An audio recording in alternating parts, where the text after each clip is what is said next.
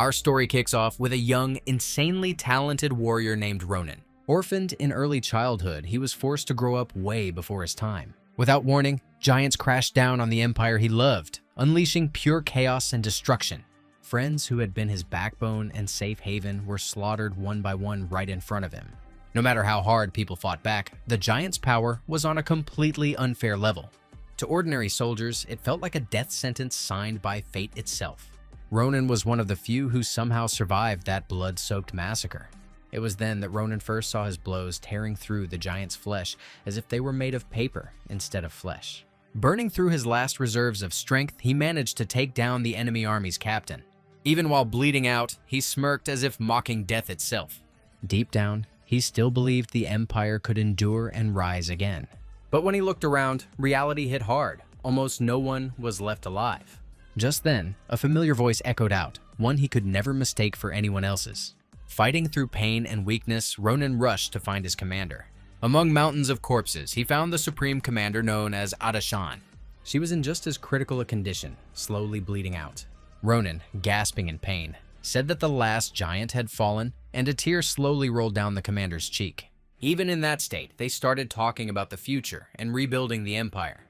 Ronin himself dreamed of only one thing: going back home to see his older sister, his last remaining family. He ignored the internal bleeding and didn't even consider searching for healers. But the moment he drifted into those dreams, reality came back swinging. An explosion thundered out with a force impossible to miss.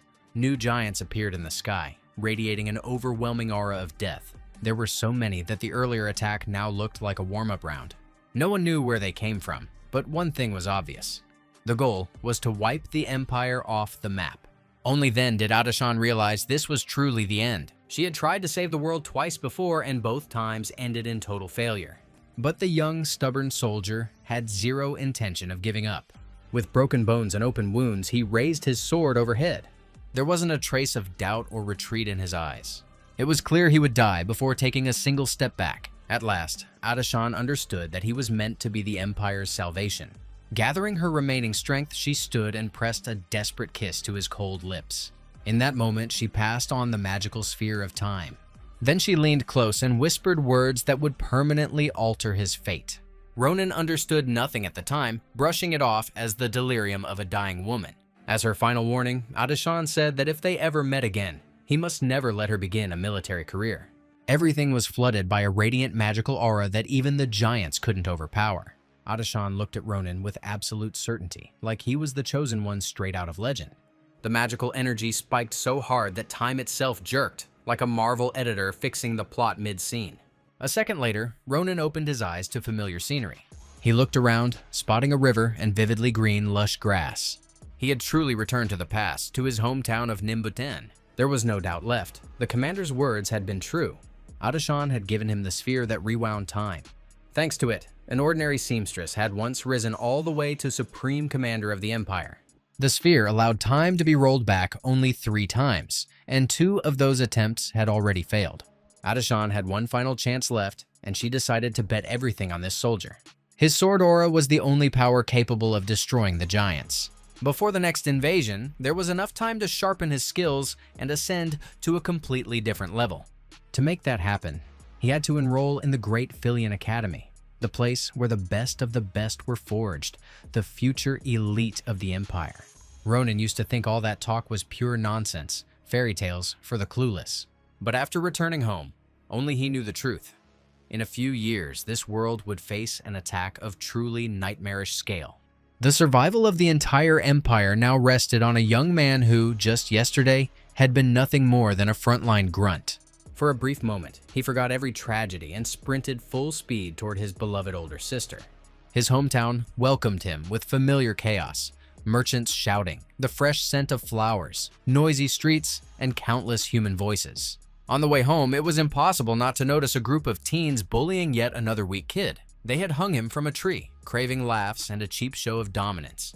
They didn't even need a rope. Control magic did the job just fine. On a battlefield, skills like that were worth their weight in gold, so how did a mage end up in a backwater town like this? The answer seemed obvious. That strange boy with timid eyes and an overly delicate, almost feminine build. He was constantly forced to serve the bullies, even though Asel wanted only one thing: to be left alone.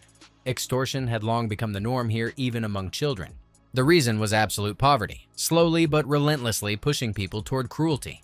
The boy was beaten regularly and ordered to steal money from his own parents. Asel tried to resist, but the warning came fast: stop helping, and he'd be the next one hanging from a tree. The lead bully went by the nickname Blondie, and he had zero tolerance for disobedience. He was used to everyone bending the knee because that had been his world since childhood. Asel caught his attention with flashy tricks right in the middle of the town market. The boy had mastered telekinesis early and could control objects from a distance. But sooner or later, every street show hits its breaking point. Ronan stepped in, unable to walk past such blatant injustice. The magic shattered instantly, and the battered victim slammed hard into the ground. The bullies were furious and immediately tried to pin all the blame on Asel. Ronan made it clear the mage should ignore them and take orders from him alone from now on. Even then, Ronan had already decided to recruit the kid and start shaping him into a soldier early. Steel rang through the air as Blondie snapped under the humiliation. He made it obvious that anyone who dared ignore him would lose their head. He charged forward like a hyped-up UFC fighter who hadn't realized yet that the opponent wasn't a punching bag. Strangely enough, Ronan didn't panic at all, as if the blade in front of him posed zero threat. He instantly read the stance and sloppy technique, realizing his opponent was just a clueless amateur. Ronan's combat instincts were on a completely different tier, so danger barely even registered. In the next heartbeat, he drew a dagger hidden in his pants and struck, as if slicing through space itself. Blood sprayed across the ground, and Blondie didn't even understand what had happened. Only when the burning pain hit and his ear dropped to the dirt did reality sink in. The bully who had terrorized the town's teens broke down, crying like a scared child. His crew didn't even think about stepping in and were clearly ready to bolt at the first chance. From that moment on, new rules ruled the town, and no one dared to prey on the weak anymore. Ronan made it clear that if this ever happened again, he would personally take heads. After that, he glanced at the remaining bullies and ordered them to get lost, dragging their sobbing boss with them. He also demanded that every coin taken through threats and extortion be returned. When the local victim got everything back, he couldn't believe his luck. With tears in his eyes, he thanked Ronan, swearing to carry out any order given to him. Deep inside, the shy Asel felt guilty over everything that had happened. He nervously apologized, explaining his actions as nothing more than fear. Since childhood, he had been easy to pressure and never learned how to push back. His fragile, almost feminine body wasn't built for brutal fights, so he always folded before the strong. The local victim listened and unexpectedly supported the crying boy. He believed there was nothing shameful about it and that everyone deserved a second chance. They went their separate ways, but from that moment on, the fates of Ronan and Asel were bound together until the very end. With such a wizard, the Empire finally has a weapon capable of changing the course of the future war. Ronan parted ways with his new ally, but left him with a hard order to return to this exact spot in 4 days. The message was crystal clear. Skipping the meeting would lead to instant regret. Asel had no way of knowing that this was the exact moment the brightest, wildest chapter of his life began. All the street-level chaos was left behind, and Ronan immediately headed for his childhood home. He had lost his parents long ago, and from that day on, his older sister became his entire world. He bought a fragrant bouquet of flowers and knocked on the familiar door with trembling hands. The door didn't open right away, and the tension started creeping under his skin. Just as he was about to walk away, the door finally swung open, and that familiar voice crushed his heart all at once. In the bloodiest battles, he had replayed this moment in his head countless times, imagining what he would say. He felt ashamed for leaving to fight the monsters without a single word. Now, fate had handed him a reset button, a chance to live it all again without repeating old mistakes. For once, he could relax and disappear into the embrace of his beloved sister. No matter how badly he messed up, she always wrapped him in care and accepted him as he was. Minutes later, Ronan sat at a full table, devouring homemade food like he hadn't eaten in years.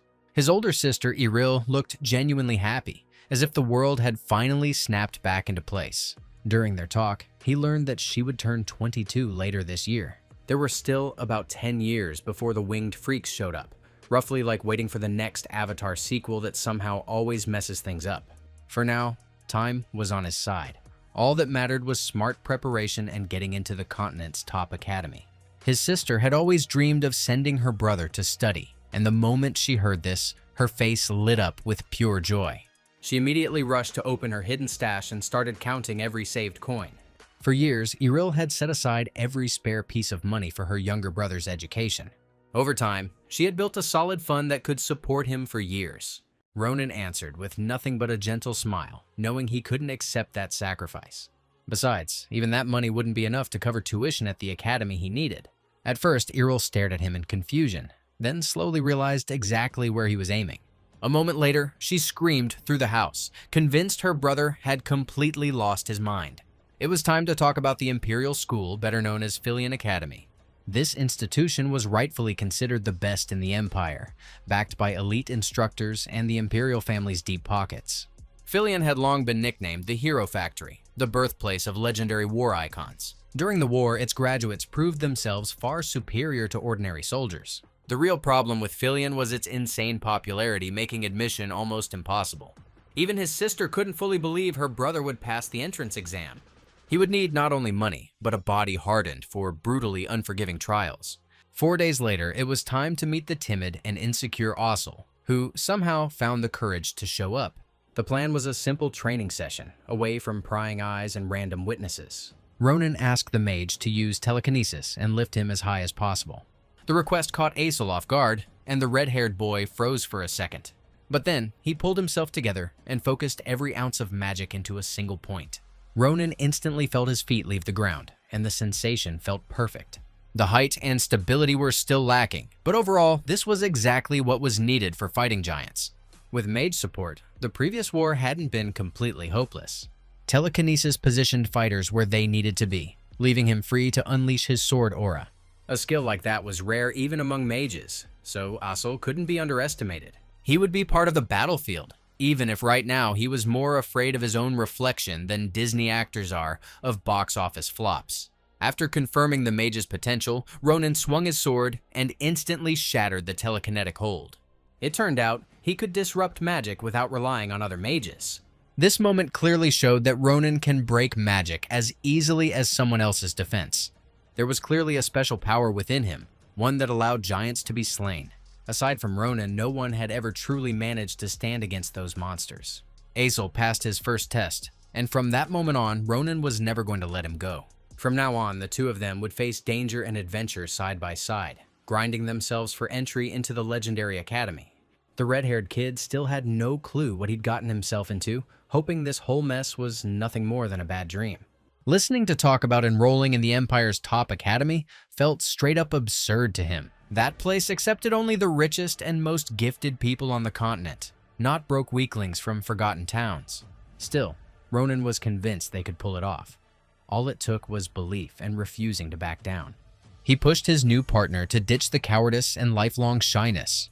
Hiding in fear forever wasn't an option, especially when raw talent was already there. It was time to challenge himself and prove that a great mage could rise even from a tiny backwater town. Ronan himself had once started with nothing, yet ended up an elite warrior of the Imperial Army. Somehow, those words hit Ossel hard, and he resolved to do everything he could to unlock his potential. That was exactly the trigger needed. The hook was set, and there was no turning back now. The two newly formed partners headed into the darkest part of the forest, a zone strictly off limits to teens. They hid deep in the bushes, lowering their voices to barely audible whispers. Ahead of them rested a squad of moon goblins, recently fed and now taking it easy. Monsters like these were usually handled only by seasoned soldiers. Regular folks were better off staying far away. Asel visibly tensed up and even suggested turning back immediately. The poor guy had no idea that the real action was just getting started. Locals had long grown used to moon goblins, since the creatures constantly lurked near the town. Even at night, they were easy to spot. Their yellow skin and twisted bodies stood out instantly. The goblins' defining trait was their unhealthy obsession with gold and treasure. They ambushed merchants, stole valuables, and dragged every coin back to one stash. After successful raids, the goblins loved to feast and celebrate their loot. Most of those parties happened on full moon nights, just like tonight. That was when Ossel finally started to realize why they had come here. Getting into the academy required serious money, and this was how the problem got handled. All that remained was convincing the mage that this was justified and calming his fears. With telekinesis, there was no need to get close to those dangerous creatures at all. The key was staying careful. One mistake, and the goblins would boil these kids into soup. For several tense minutes, Ossel tried to talk Ronan out of the plan, but Ronan didn't even flinch. To enter the Empire's best academy, two core things had to be considered. First, obviously, money. Without it, things would be way too easy. But many people forgot about experience, which mattered far more than gold during the entrance exams. Missions like this delivered both cash and experience, prepping future students for Filion. Gaining experience meant risking your life. There were no shortcuts. Moon goblins were perfect for that, so Assel had to drop the doubts and taste real danger for the first time. All that was left was using telekinesis to carefully drag every piece of treasure into their backpacks. Several nerve-wracking minutes passed before the red-haired mage finally committed and used his power. It turned out to be easier than expected and didn't even demand serious effort. While the well-fed goblins slept, their gold coins vanished one by one into their bags. Ronan wore a sinister grin like Gollum who had just found his precious. Before long, both backpacks were stuffed with cash, and academy admission moved one step closer. Asel handled the job perfectly, marking his first experience like this. He had no idea that from now on he'd be regularly used for dirty work. Once the loot was secured, it was time to bail fast and put serious distance between them and the scene. But a split second later, it became clear that way too much weird stuff was going down in this dark forest tonight. An unusual bird darted between the trees, desperately trying to escape. Young men, armed to the teeth, were chasing it at full speed. The shouting echoed dangerously close right next to the moon goblin's base. That was enough for the local boss to wake up and notice the emptied treasure chest. He instantly woke his brothers and announced at the top of his lungs that they had been robbed in the middle of the night without leaving a single trace. The goblins spread out across the area, snarling and scanning the darkness for the rats who dared pull this off. A branch snapped treacherously in the bushes, and the goblins instantly turned their faces towards where the teenagers were hiding. While Assel saw his short life flash before his eyes, his friend wore a sinister grin, like this was the exact moment he'd been waiting for. He didn't even consider running when the monsters charged straight at them. It was already too late to flee, since moon goblins moved far faster than normal humans. In a situation like this, only one option remained. Draw a sharp blade and prove why you're called humanity's last hope. Ronan wasn't used to fighting with cheap steel, bad balance, and a dull edge, but there was no choice. And his eyes gleamed in the dark as his mind snapped into pure survival mode. From that second on, every monster here was sentenced to death, like characters in Game of Thrones. No mercy and no end credits. He didn't move until the very last moment, like a seasoned hunter patiently luring prey into a trap. Then came a dry click, the sword left its sheath, and with a single motion he beheaded 3 goblins at once. It all happened so fast and so clean it felt like he had been born for this exact moment. Blood flooded the clearing, and the red-haired mage finally realized that standing next to this swordsman meant absolute safety. 3 goblins were sent straight to hell, leaving only the cleanup of the remaining crazed beasts. Even the local crows witnessed a scene that would have made Quentin Tarantino jealous. You wouldn't see this much blood even in the wildest, most over-the-top Hollywood blockbusters. The most terrifying part was that the entire slaughter took less than a minute. Death came fast, since the goblins themselves charged straight into it. The legendary sword aura shredded them apart like a blender chewing through fresh fruit. It looked scary from the outside. Blood was flying in his face, and Ronan didn't even blink, as if it was a normal job for him. If his older sister had seen him at that moment, she would never believe that this monster was her beloved little brother. When Ronan finally stopped, a pile of severed limbs and mangled bodies lay behind him. Then, as if nothing had happened, he hurried his friend along, reminding him they needed to be home before sunrise. Looking at this confident, almost flawless fighter, it was impossible not to feel his charisma and hunger for victory. The fun part was over, and now they had to haul heavy backpacks back to their hometown. On the way, Ronan noticed his muscles aching after just a handful of goblins. That made it obvious. His body wasn't ready for this kind of load yet, and brutal training was unavoidable. As they walked down the dark path, neither of them realized someone had been watching the entire time. Suddenly, a sharp arrow with a red tip flashed in the darkness, piercing the air behind them. The attacker didn't bother with questions and went straight for a shot to the back. By the time Assel sensed the killing intent, it was already too late to react. He would have died if Ronan hadn't caught the arrow barehanded at the very last second. In that instant, he saved his friend's life, something even telekinesis wouldn't have fixed. The attackers turned out to be 2 teens wearing identical red outfits. They immediately smiled and acted apologetic, like they had simply mistaken them for moon goblins. Then one of them noticed the gleaming gold, far too much of it stuffed into the backpacks. The teens exchanged a look, silently agreeing on what to do next. They tried to play friendly and start casual talk, but Ronan saw straight through them. He shut down the act, making it clear he wanted them to stop the games and get to the point. At first, the boys stared at him in fake confusion, as if they had no idea what he meant. Then one of them stepped forward and slowly drew a shining sword. He smirked and introduced himself as Calibora with enough swagger to think the gang's name alone should make people piss themselves. Ronan reacted at the last possible moment, blocked the strike, and instantly countered. One precise touch was enough to break his opponent's nose. The jokes were over. Ronan knew exactly who the Calibora were and how situations like this ended. The second bastard instantly pulled a dagger and rushed in to protect his partner. All of this unfolded in front of Asel, who by then had stopped shaking with fear. The fight with the moon goblins had altered something deep inside him. For the first time in his life, he stopped seeing himself as a loser and consciously chose to take a real risk. The invisible hand technique snapped into action, instantly blocking the strike and freezing the attacker in place. Ronan didn't even try to hide his satisfaction. It felt damn good watching his friend finally start believing in himself. After that, the only thing left was to finish off the two criminals fast and erase the problem for good. Ronan flipped into full ninja fruit mode and carved the enemy apart at terrifying speed. For a few seconds, the target didn't even realize he was already dead. Then his body parts scattered in every direction. Blood flooded the area, and the mage almost wished he had closed his eyes a second earlier. He had to accept a simple truth. In this world, you don't spare those who come to kill you. On top of that, Asel still barely understood who the Calibora were or what they actually did. First and foremost, they were criminals making money through poaching, kidnappings, and other filthy business. They were long considered the most unhinged and dangerous gang in the Empire, giving the authorities endless headaches. If Ronan hadn't slaughtered those pigs, the same fate would have awaited him and Asel. Now that the threat was gone, it was time to head home. But first, the bandit's sack needed checking. Judging by the weight, there was some valuable prize inside, perfect for the black market. Suddenly, the sack lifted into the air on its own, and wild, almost animalistic screams burst out from within. The boys hurriedly untied the rope and were met by glowing blue eyes. They instinctively stepped back as the strange bird broke free.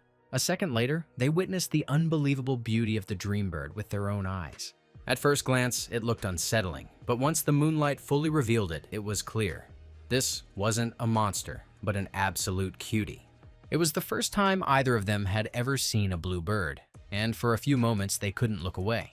However, the dream bird couldn't move freely because of the shackles binding its body.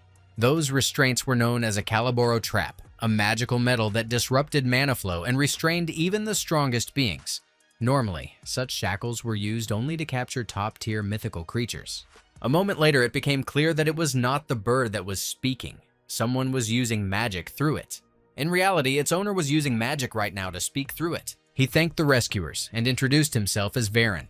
It turned out he was a professor at Filian Academy and demanded the immediate release of the magical bird. The professor had raised it since childhood and named it Marpes. He had been searching for his pet for days, completely unaware of what it had endured. The scene around them was so soaked in blood that no one felt like explaining the details. Ronan agreed without hesitation to release the bird. He had never been big on pets anyway. In return, the professor swore to repay the favor and grant any request they might have. All that remained was to cut through the Calibora trap with a sword. For a skilled swordsman, it was effortless. One clean strike did the job. From that moment on, the dream bird seemed to bind itself to its savior and decided to leave him a special gift. At first, the whole thing looked weird, as the bird simply turned its back on him. It turned out Marpes wanted to give Ronan one of its feathers, a token meant to reunite them someday. After that, the grateful bird shot into the sky and flew back to its beloved master. As a final touch, it left something warm and suspicious in the savior's palm, like a Kinder Surprise with zero cuteness. Ronan stood there for a few seconds, completely stunned, having no idea what to do with this gift. A few days passed, and the two friends found themselves at a local merchant's shop. They decided to sell the valuables taken from the moon goblins. One of the city's top traders was Don Corabel, who gladly agreed to make the deal. He was known as fair and honest, which was exactly why Ronan came to him. After that, the swordsman asked the merchant to appraise the strange egg he had obtained days earlier. That night, the blue dream bird had left him this unusual present. At first, Ronan thought he was holding bird droppings and squealed like a terrified pig. Without a second thought, he hurled the egg at the nearest rock, expecting the obvious result. Instead of breaking, the egg obliterated the rock. That was the moment both of them realized they were holding something truly special. The merchant could only shrug. Putting a price on something like that was impossible, since he had never seen anything like it.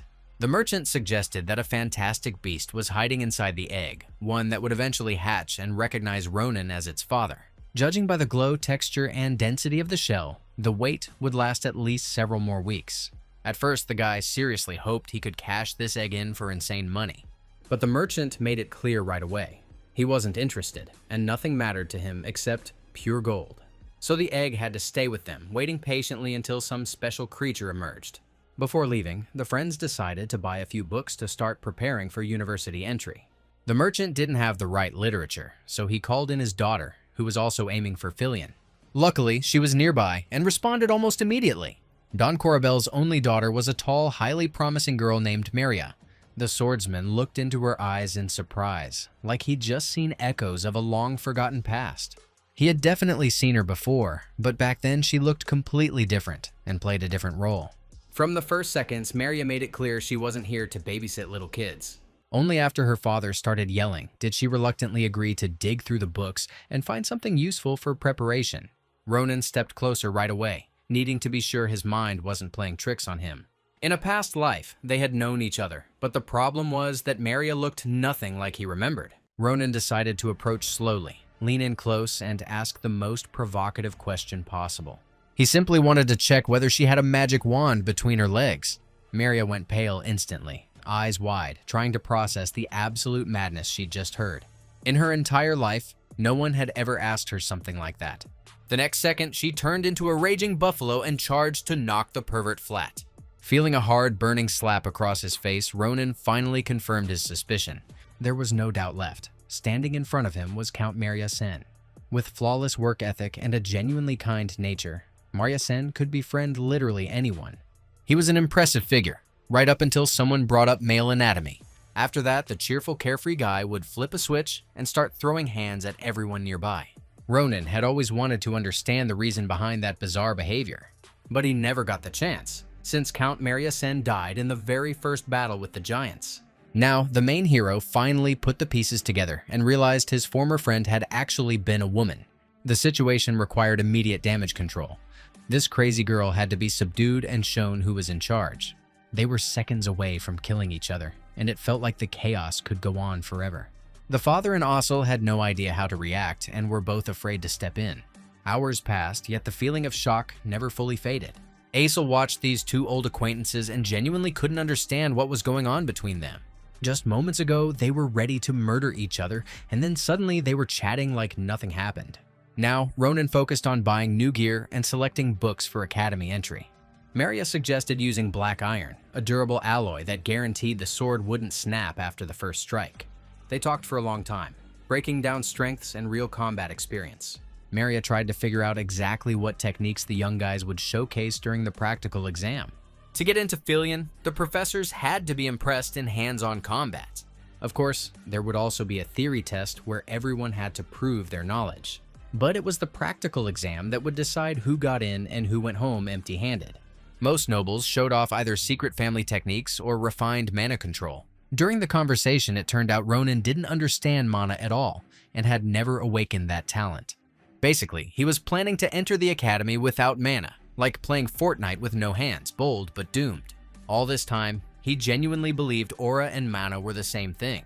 Maria made it clear immediately that with that level of knowledge, admission wasn't even worth dreaming about. If he still wanted to pull off the impossible, he had to follow her right now. Mana was the primordial source of power, like air, everywhere and nowhere at once. To control it, one had to feel their own mana and develop a special inner sense. That could only be achieved through talent, relentless training, and an unbreakable drive to succeed. Normally, it takes people at least a full year just to sense their own mana and take the very first step. Incoming students had already cleared that stage long ago, securing their path to Filion in advance. If Ronan failed here, competing with the Academy's top talents would be almost impossible. He followed his companion and soon found himself on an open clearing deep inside a dark forest. This was the place chosen for training that could push him to a completely different tier. The irony was brutal. Awakening aura usually demanded no less than a decade of hellish training. Only the strongest individuals could unlock that gift, and Ronan had done it long ago. In his previous life, aura alone let him kill enemies without hesitation or real effort. But to truly grow stronger, he now had to master mana control as well. The training began without warning, and Maria made the first move. Her speed stunned Ronan. He hadn't even noticed the instant she closed the distance. She was genuinely talented, and even in a female body could clash head-on with any elite knight. Wielding twin blades, Maria confidently chained together multiple fencing styles. She had awakened mana control long ago and learned how to distribute her power with precision. Ronan pushed himself to the limit, refusing to fall even a single step behind. He kept reminding himself that disgrace at the entrance exam was not an option. At one point, he seized the initiative and pressed forward with terrifying aggression. His eyes flared, and the world around them seemed to fade out of existence. One more instant, and he would have killed her, but Maria barely dodged at the last second. That was when she understood. This wasn't an ordinary guy, but a living mystery demanding answers. In that sense, they were alike, and it became clear that both of them had a real shot at admission. Ronan turned around and walked away, already counting the fight as his win. At first, Maria strongly disagreed and even shouted for him to stop. Then her sword shattered like glass, making it obvious she wouldn't survive a second round. That was the price of clashing with someone carrying a monstrous aura. At the very least, Ossel chose to support her, clearly taken by the beauty. Right after that, he rushed to his friends so they could head home together. Maria watched them disappear for a long time, trying to figure out who they really were and what their true secret was. The next day, they met again and bought a massive amount of useful knowledge with hard-earned money. Maria handed her new friends an entire stack of books for the theory exam. It all felt suspicious, but the girl only shrugged, saying new friends wouldn't hurt. Very soon, they would meet again at the entrance exams, where a new chapter of their lives would begin. Together with her merchant father, Maria left for another city, wishing the boys good luck. It seemed she had developed a special feeling toward them, something people now simply call friendship. Ronan was steadily gathering allies, without whom the chosen path was impossible to walk. After returning home, he was completely consumed by the grind of relentless preparation. He always started by having lunch with his older sister, trying to give her at least a little attention. The guy ate like a wild boar and never even thought about slowing down. Right after that, he went straight into training, channeling all that stored energy in the right direction. Fighting monsters took up most of his day and drained every last drop of strength. Once the area around the city was cleared of demonic beasts, he finally switched to theory. That part was especially rough, even with a massive library at hand.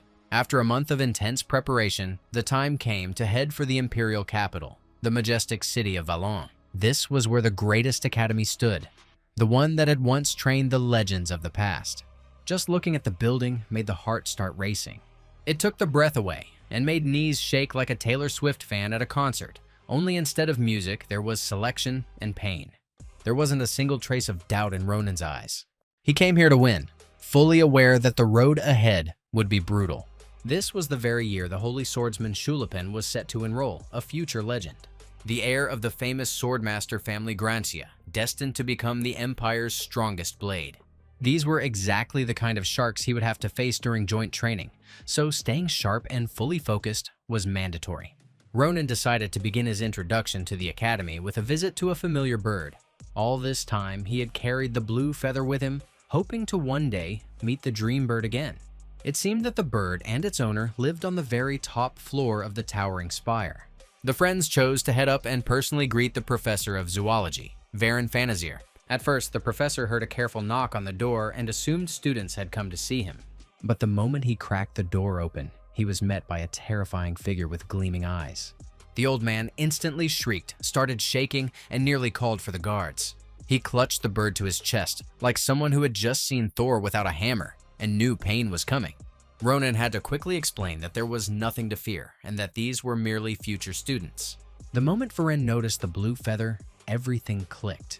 These were the saviors of his beloved pet. The conversation instantly warmed up, and the professor invited them in for tea.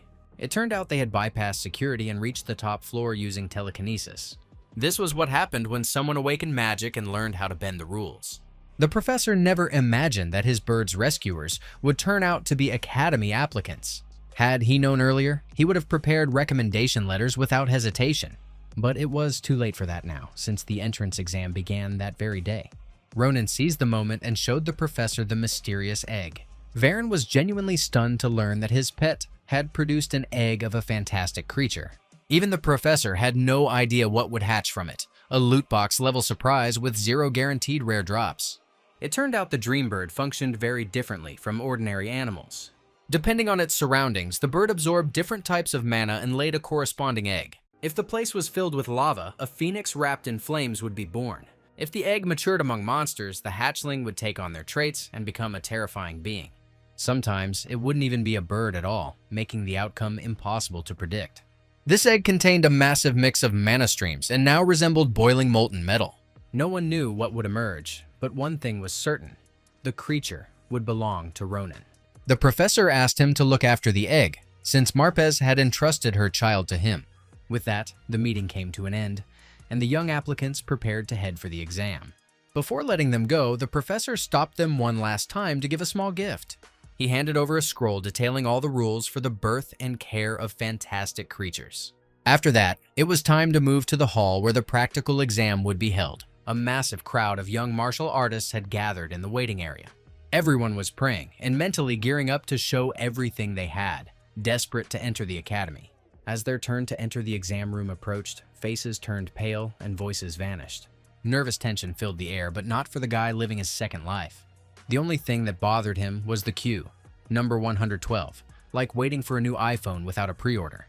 By then, they had already met Maria, who showed up for the exam in a brand new outfit. It looked like she planned to make plenty of new connections and build useful ties. With so many aristocrats around, this was a perfect opportunity for the family business. Most applicants failed, and the professor's reactions made that painfully obvious. At last, it was the main hero's turn, and he stepped forward calmly. His gaze and stride showed that he didn't see this as a once-in-a-lifetime chance, but as a routine skill check. Inside the main hall, he faced the elite professors of Filion. Each of them possessed unique talents and overwhelming experience. At the center stood the academy's director, the archmage Krav Kradir, famed for his top-tier magic. Beside him was a fiery beauty named Nabarosa, renowned as the academy's fencing instructor. The student greeted the professors and prepared to demonstrate his power. In the middle of the hall stood an ordinary training dummy that needed to be destroyed. Ronan paid it no special attention, just like many others, since the dummy looked no more threatening than a child's toy.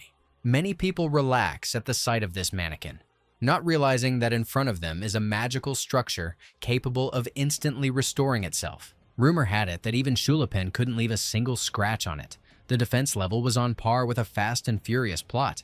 The moment Ronan stepped up to the task, every professor in the hall visibly tensed. It was especially clear in the eyes of the Filion Academy director. He had never seen someone this young radiating such an overwhelming aura. At that age, it wasn't just rare. It was an outright anomaly that screamed raw genius. Everything happened so fast that Nabarosa froze like a streamer who forgot they were live. Then the student calmly sheathed his sword and indicated the trial was complete.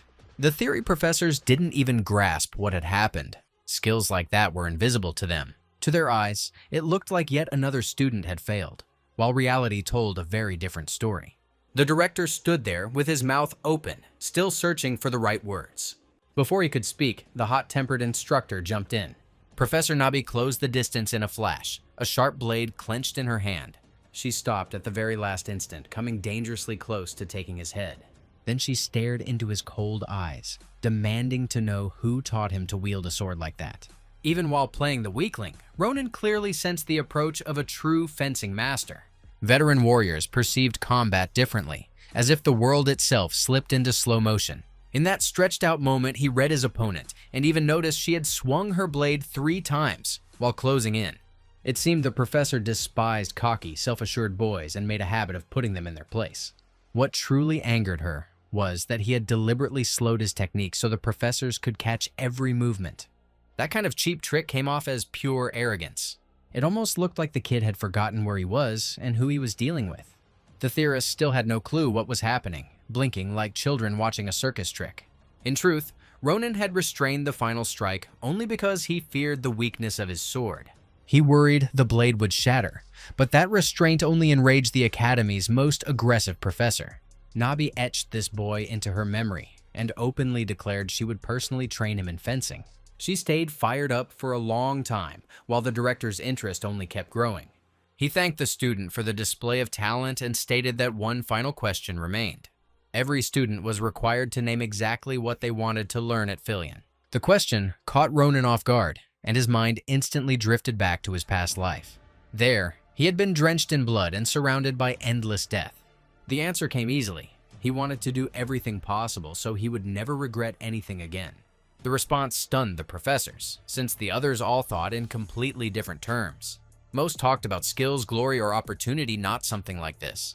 Ronan didn't wait for their reaction and immediately left the room. While the theorists tried to figure out where his strength came from, the director already knew this kid would succeed. His trick could only be noticed by those with rare skill and deep experience. But once he stepped outside, even ordinary people grasped the scale of what had happened. The dummy, famous for its regeneration, had lost its head like a cheap wooden toy.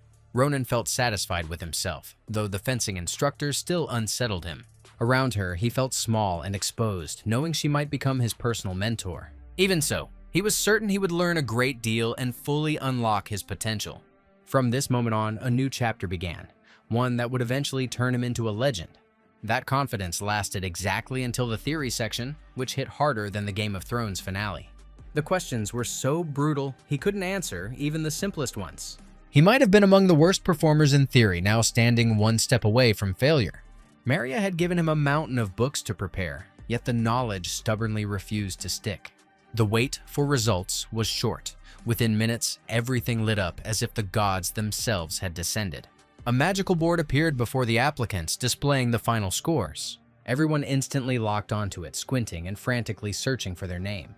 Assel confidently made it into the Faculty of Magic, while Maria passed the selection for the Faculty of Martial Arts. At first, they could barely believe their luck. The Empire's greatest academy had felt like an unreachable wonder of the world. Only after the reality sank in did they burst with joy and start hugging like there was no tomorrow. Meanwhile, the main hero still couldn't find his name on the final board. It looked like the one destined to become a legend had completely failed, and now had no clue what came next. Had he really ruined everything because of the most basic theory test? Memorizing the rules should have been the easiest part, yet he couldn't even handle that. Just as Ronan was about to walk away with nothing, something suddenly exploded behind him. Blinding light and fiery flashes drew everyone's attention to the Phoenix of Glory. The bird burst into flames, and it was as if another line had been burned onto the tablet. A new name appeared right before everyone's eyes. Ronan took second place in the Faculty of Martial Arts and still made it into the Legendary Academy. He ranked best in the practical exam and dead last in the written test. Since practice outweighed theory, luck was on his side. He was officially part of the academy. His friends rushed in to hug him, unaware that danger was already close. The one who took second place in practice was right there as well. For people like the holy swordsman Schulipin, second place was a brutal insult. He came in person to see the one who had knocked him off the throne. Ronan wanted no conflict, but it seemed a fight was unavoidable today. Schulipin hadn't changed at all, and still couldn't stand anyone who wielded a blade better than him. The smartest move looked like playing dumb and trying to dodge the clash. Ronan confidently claimed he hadn't taken first place and didn't even know what was going on. The holy swordsman listened calmly, then slowly and deliberately touched the hilt of his sword. In less than a second, the sharp blade flew straight at its target. The friends held their breath, barely catching that lightning-fast burst of rage. Shouts rang out as students from all sides rushed in to watch the first-year sword elites clash. Ronan blocked the strike, instantly proving he was the true first place. Only the strongest swordsman could ever react to a Schulipin attack. From that moment on, the exchange of blows began, and neither side planned to back down. The main hero tried to stay in the shadows until the very end, but now that was impossible. His body was still too weak to trade evenly with Schulipin, but his spirit demanded blood. After several fierce exchanges, Ronan suggested calling it off. But the holy swordsman of the Grantia dynasty wasn't about to retreat in front of a crowd. Until he reclaimed first place, he wasn't leaving. Raging wind currents and blazing aura made it clear. This was a clash of true professionals. Ronan felt he wasn't ready yet and decided to pull something unexpected. He spun around and bolted, like he'd just smashed Alt plus F4 after realizing the pain was incoming. Instead of continuing the duel, he hid behind his small and fragile friend Assel. The mage had no idea why fate was punishing him, or what he'd done to deserve this. It seemed he was being used as a living shield. The moment Schulipin closed in, Ronan fired a counter-strike. He nailed his opponent right in the nose, instantly cooling that killing intent. By the time the swordsman recovered and prepared for round 2, there was no one left to fight. Ronan grabbed his friends by the hands and ran off like he didn't care about anyone's opinion. By then, a bald man appeared in the crowd, flanked by subordinates. Seeing the fight and Schulipin's bloodied face, he immediately knew something serious had gone down. The head of the guard promised to find the culprits and personally punish everyone involved. But the holy swordsman acted with honor and admitted it had been a fair duel. He stated he would handle the consequences himself, even if it took patience. At first, Schulipin was sure of his victory, but then he noticed a crack in his own sword. Among swordsmen, that was a clear sign of the opponent's true strength. Because of that, he would remember his rival's name forever and hunt for a chance at revenge wherever fate took him. The day after his admission, Ronan decided to go to the outskirts of the Shimo forest. The place was usually quiet and peaceful, with almost no conflicts or prying eyes. Aesel still couldn't get yesterday's fight out of his head and kept bringing it up. The entire academy was probably already arguing about that clash and debating who was truly stronger. Ronan didn't take it to heart. He knew Schulipin was a good guy, just a little unhinged when swords were involved. In truth, the man had principles, and he was someone you could genuinely trust. He always protected the weak and embodied the image of an ideal aristocrat. Right now, though, there were far more serious goals to focus on. The Fernando source was a mana vein Professor Varen had spoken about. Mana wrapped around the entire world, and places where it mysteriously accumulated were called veins. Near such sources, mana seeped into literally everything around. An ordinary stone could become a great artifact, and a simple weed could turn into a healing herb. That was why mana veins were hunted by everyone without exception. Mana could even be felt in the air. Bodies grew lighter, more agile, more alive. Wounds healed faster, and magic flowed more freely through the body. The friends had come here so the mysterious egg could absorb even more mana. That was supposed to speed up the hatching process, at least according to the professor. Aesel couldn't shake a growing sense of unease the entire time. This place held too much mana, which meant fantastic creatures should have been swarming it. Yet for some reason it was far too quiet, and that couldn't be a coincidence. Ronan finally understood what was happening, as if trouble followed him everywhere. The forest instantly dulled, and the swordsman told his friend to prepare for the worst. The local monsters hadn't gone silent by chance. They had clearly been wiped out by poachers. The same criminals he had faced before had made it all the way to the capital's outskirts. The scent of blood carried through the air, especially for someone who had seen real battle. Ronan caught the approach of uninvited guests in time, their faces hidden behind masks. They attacked without warning, clearly counting on catching the kids off guard. The swordsman instantly drew his weapon and began deflecting precise strikes. Arrows shattered into pieces, and in that moment he remembered his past life. He had seen arrows like these before while serving in a penal battalion. Back then, a young hunter claimed such an arrow could take an orc's head clean off. The man had been a poacher, recently caught for his crimes, and showed zero remorse. He was the one who said these arrows were used only by so-called hunting dogs. They were considered the elite of the Calaboro, and only lunatics dared challenge them. Now those memories made one thing clear. These were extremely dangerous gangsters. Even so, Ronan didn't retreat. Instead, he chose to gamble and step straight into the adventure. He ordered Aesel to move aside and stay out of it until the forest was safe again. Berserker mode kicked in instantly, and the swordsman's eyes ignited in the darkness. The criminals still hadn't realized their arrows had completely missed the mark. They heard the rustle of bushes too late, when the fight was already unavoidable. The hunting dog's best idea was to scatter and climb the trees. They wanted to get a clear view and launch their attack at the most favorable moment. That meant luring them into a trap and leaning hard into some acting skills. Ronan played the role of an elite Calaboro, looking like Timothée Chalamet decided to cosplay a gangster. At first, they didn't buy it. The criminals climbed down and surrounded the fighter, sniffing for lies. Young recruits were rarely accepted as hunting dogs, but this guy looked way too confident. He clearly knew a lot about the organization and showed zero fear during the checks. Then he openly started trash-talking the gang, calling them pathetic knockoffs of real Calaboro. Those words nearly triggered a clash that could have easily cost Ronan his life. One of the lieutenants stepped in just in time, stopping the captain and reminding him that this guy clearly understood the organization's hierarchy and wasn't bluffing. He knew for a fact about the rank structure, where a hunting dog ranked just below an elite wolf. In that case, the logical move was to send a request to the Damas branches and check whether they recognized this loudmouth. All the noise eventually drew the attention of the captain, who had been sleeping peacefully the entire time. This man was named Vum, a wolf who earned his title after slaughtering every resident of his own village. No one ever learned the real reason behind that massacre, but ever since then, people avoided him at all costs.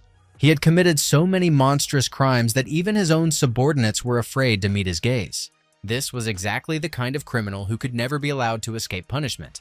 Once all the hunting dogs gathered in one place, Ronan finally admitted the lie outright. He flashed a wide grin, and that smile alone made his enemies bare their teeth in rage.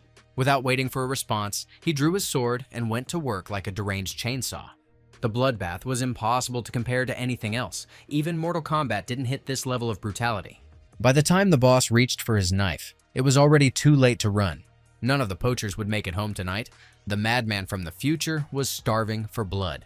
First, he wiped out every single hunting dog without exception. Then, after beheading the head wolf, he didn't even give him time to process what was happening.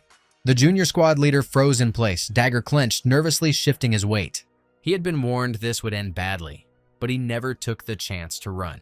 Now he was missing the fingers on his right hand, and that was only the beginning. Screaming in pain, he collapsed to the ground, but death wasn't on the menu yet. He had to mark every location where Calaboro clan members were hiding. Refusal meant losing his manhood on the spot, and then the real fun would begin. Drooling and sobbing, the kid obeyed fast, using his own blood-soaked hand as a pen. He marked every required point, hoping it would spare his life. The poor fool was too naive to realize he had already become a walking corpse. Ronan split him in half like he was fixing himself a lunchtime sandwich. The swordsman didn't even blink, as if the river of blood was nothing more than childhood tomato juice. A few hours later, the sun finally dipped below the horizon, and the forest grew noticeably colder. Aesel still couldn't recover from the nightmare he had witnessed. The hunting dogs had slaughtered countless animals, all for pathetic scraps of money. Creatures like that needed to be wiped out so they would never poison the world again. If Professor Varen had seen this scene, he would have lost his mind along with his precious bird. The pools of blood reminded Ronan of his purpose and why he had to keep pushing himself without rest. After the battle, he felt the magical egg stir inside his pocket. The next moment, the forest behaved as if reality itself had begun to break down. The spilled blood rose from the ground, gathering into a single massive crimson pool. The sight sent chills racing down both their spines. The stench and atmosphere were indescribable. Everything felt drowned in thick fog. The swordsman tensed and grabbed his weapon, bracing for an unknown threat. But he had to calm down. It was the egg pulling and controlling the streams of blood. The fantastic creature was on the verge of hatching, lacking only the final drop of blood. The entire process took mere seconds, though it felt like an eternity. What lay beneath the shell was impossible to predict, but one thing was clear. It was something unreal. When the last drop of blood vanished, fine cracks finally spread across the egg. The boys held their breath, with only a light breeze reminding them they were still alive. They expected a dragon or King Kong, but got a trailer moment instead, massive hype, laughably small size. Sometimes, reality hits hard, and for the teens it felt like a straight shot below the belt. The tiny shell exploded outward and even managed to break the swordsman's nose. That was how another dream bird entered the world, looking more awkward than majestic. It looked like someone crossed a bat with a dragon and called it a day. It was hard to even imagine where the bluebird had absorbed mana to create something this bizarre and unsettling. Even so, the little creature turned out surprisingly gentle and adorable, almost instantly acknowledging its owner. It soon became clear that she possessed special magical properties capable of healing wounds. A single look from her was enough for her master to begin fully regenerating. That ability would come in handy more than once in the future, when massive titans descended from the skies again. All that remained was choosing a name, and the friends almost immediately settled on Sita. The bird clearly hated it, since she instantly fluttered away in clear annoyance. At the same time, one of the hunting dogs who had avoided the main fight, Balus, was quietly trying to slip away. By sheer luck, he avoided immediate execution and rushed to report everything to his boss. He had seen the severed heads of his comrades with his own eyes, friends who would never go on another job with him. All this time, Balus had been hiding in the bushes, watching the madness unfold. At that exact moment, Sita sensed danger and shot forward, attacking the terrified worm. Unfortunately for Balus, he tripped over a branch and hit the cold ground with a dull thud.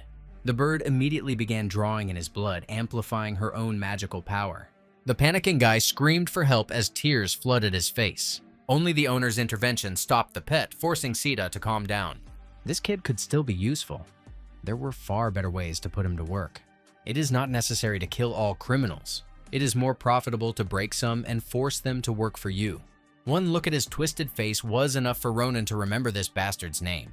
Ballas was just as rotten as he had been in the previous life.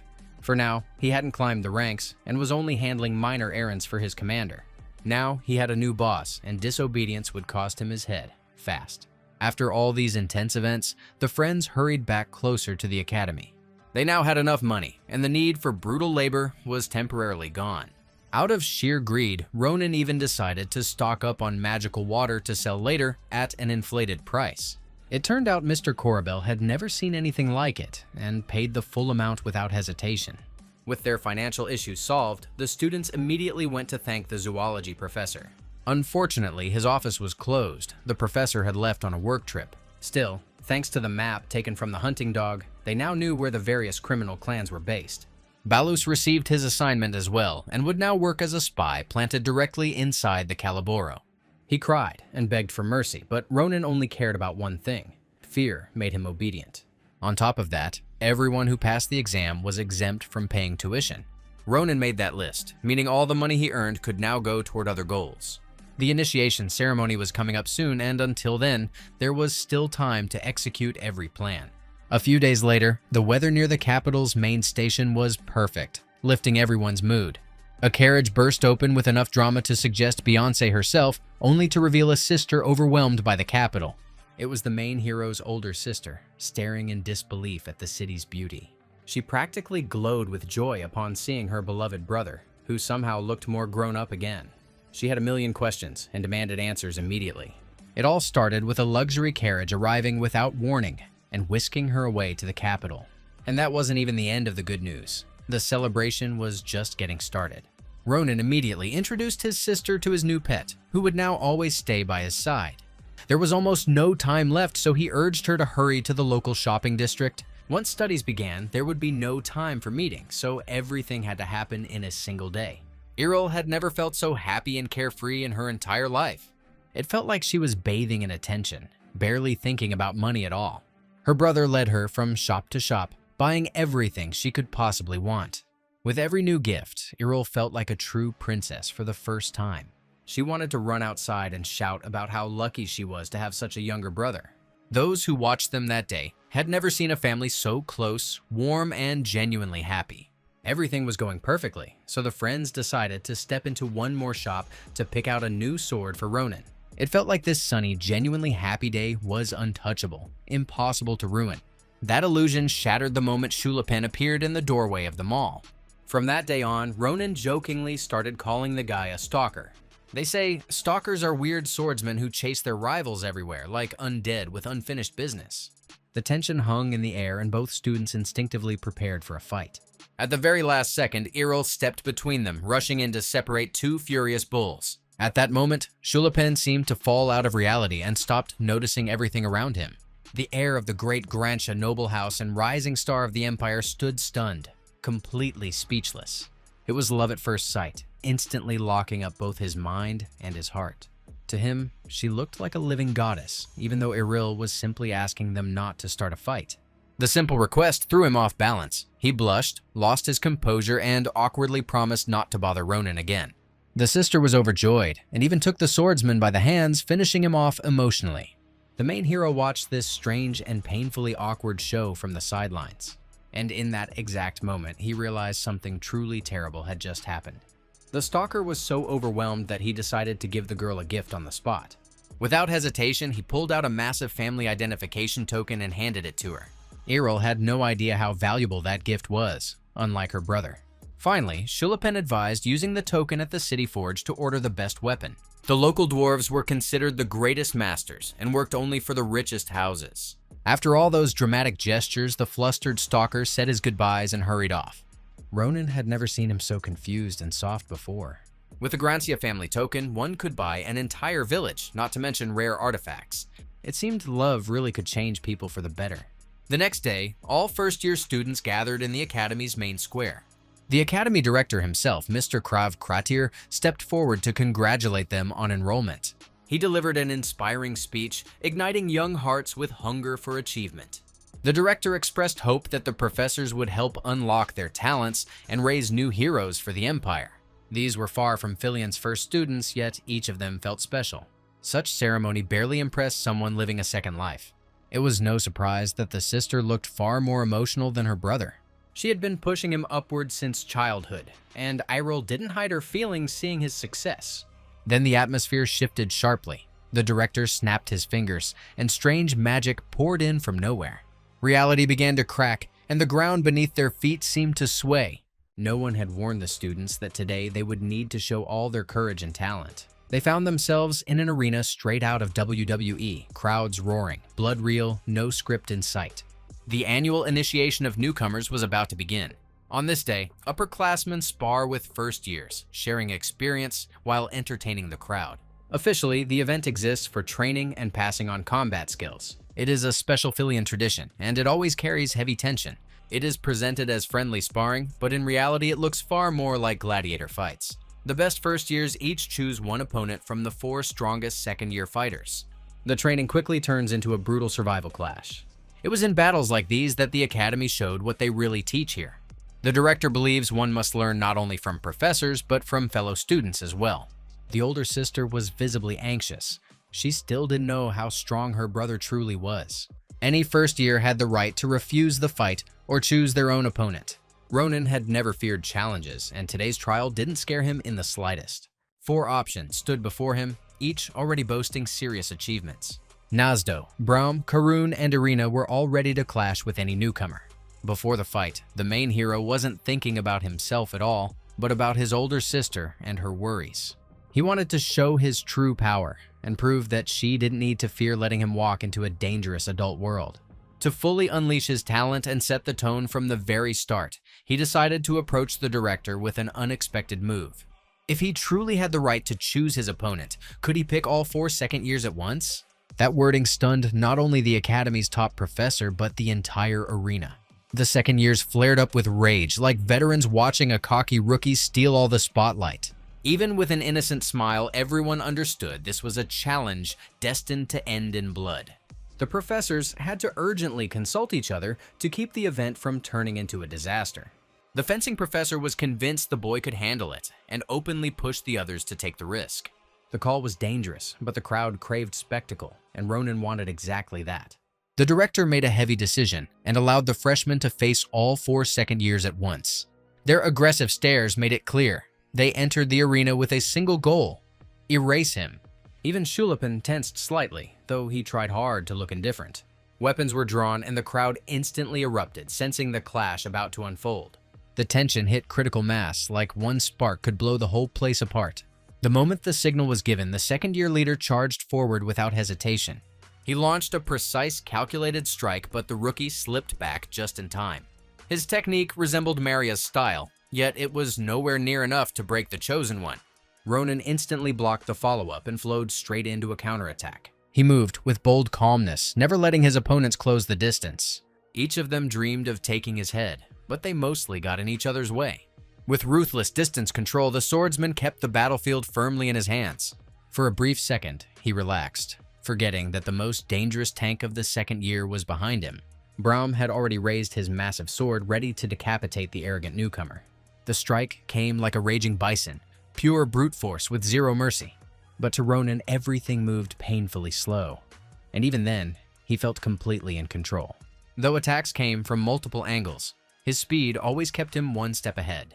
The fight started to bore him, and he realized it was time to end the performance. He effortlessly deflected the final assaults, then knocked out each opponent one by one. The toughest of them all was Braum, who refused to go down without a shot at revenge. The aggressive brute charged like a bull at a matador, hoping to crush him head-on. That was exactly what Ronan had been waiting for. He had long mastered combat against giants.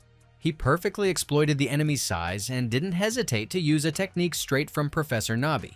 No one knew how he learned it, but it looked like her finest student stood before them. A sharp, perfectly timed strike landed dead center, leaving the giant with zero chance. His massive sword shattered into pieces, just like Jake Paul's confidence after Anthony Joshua wrecked him.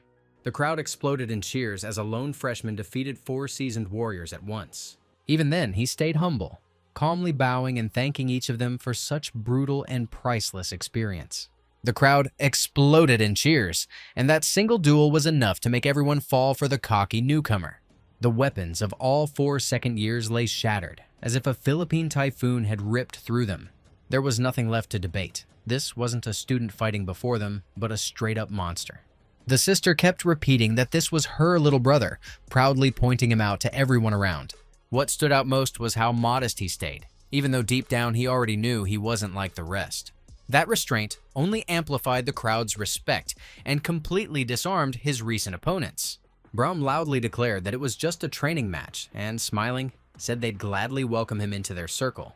That was exactly how Philian Academy filtered out the weak. Here, even a rookie could climb the podium with a single fight. Iril could finally breathe out and prepare to return home with a calm heart. At that moment, Ronan had no idea that another dangerously talented beauty was already watching his every move. Very soon, she would burst into his life with an offer that would be nearly impossible to refuse. After the first trial ended, the freshmen returned back to the academy. They were served the finest dishes and got their first real taste of what it meant to be students of an elite institution. The main hall was overwhelming in scale, making every first year feel like part of something truly legendary.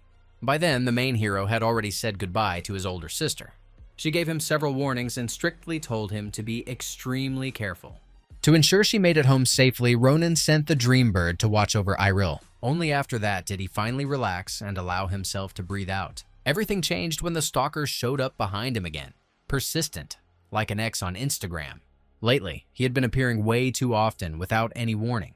Schulipin immediately made it clear he wasn't here to fight and came with peaceful intentions. He started frantically writing down every piece of available information about Lady Iril. The guy was clearly in love and now wanted to know absolutely everything about his future wife. He didn't even care that her younger brother was standing right there still without giving his blessing. That almost led to another clash, even though Schulipin only wanted to make sure Iril was safe. Ronan firmly told him to forget about his sister and stay far away from her. At that exact moment, a girl entered the freshman hall whose presence was impossible to ignore. She smirked as she noticed the Grantia wolf putting on a show around the academy's rising star. One glance at her was enough to push all previous conflicts straight into the background. Elizabeth Akalucha had also recently enrolled in the academy, and thanks to her influential family, enjoyed countless privileges. She took first place in the magic faculty, scoring a record-breaking number of points. And what was especially strange, her interest wasn't in the Holy Swordsman, but in Ronan. Schulipin quickly realized he was out of place and chose to leave them alone. As he walked away, he promised to return and reminded everyone that he still intended to marry Ronan's older sister. Once the stalker finally disappeared, all attention naturally shifted to Elizabeth. During the first trial, she demonstrated overwhelming dominance. Her opponent couldn't even move. Her aura completely locked his body. Still, she wasn't the star of the day because another rookie had taken down 4 second years at once. That exact talent was what brought her here. Elizabeth had come to make him an offer. Ordinary students wouldn't even dare to dream of something like this. It looked like Ronan had just hit the jackpot, receiving an invitation from the Akalucia family. Unlike most nobles, this house valued pure talent over bloodline. The family had raised countless outstanding figures and was rightfully considered one of the empire's pillars. Anyone they saw potential in was offered a place in their great circle. This medallion worked like a blue check mark on Twitter. Yesterday, you were nobody. Today, everyone listens. In his past life, Ronan had already encountered offers like this. A scene forever burned into his memory surfaced before his eyes. A simple spring evening, when the commander-in-chief made him the very same offer. Akalucia Adashan had always believed in his talent and raised him to the rank of corporal. She was certain that Ronan would fully reveal himself during the Great War. Back then, no one doubted he deserved to be part of a great family.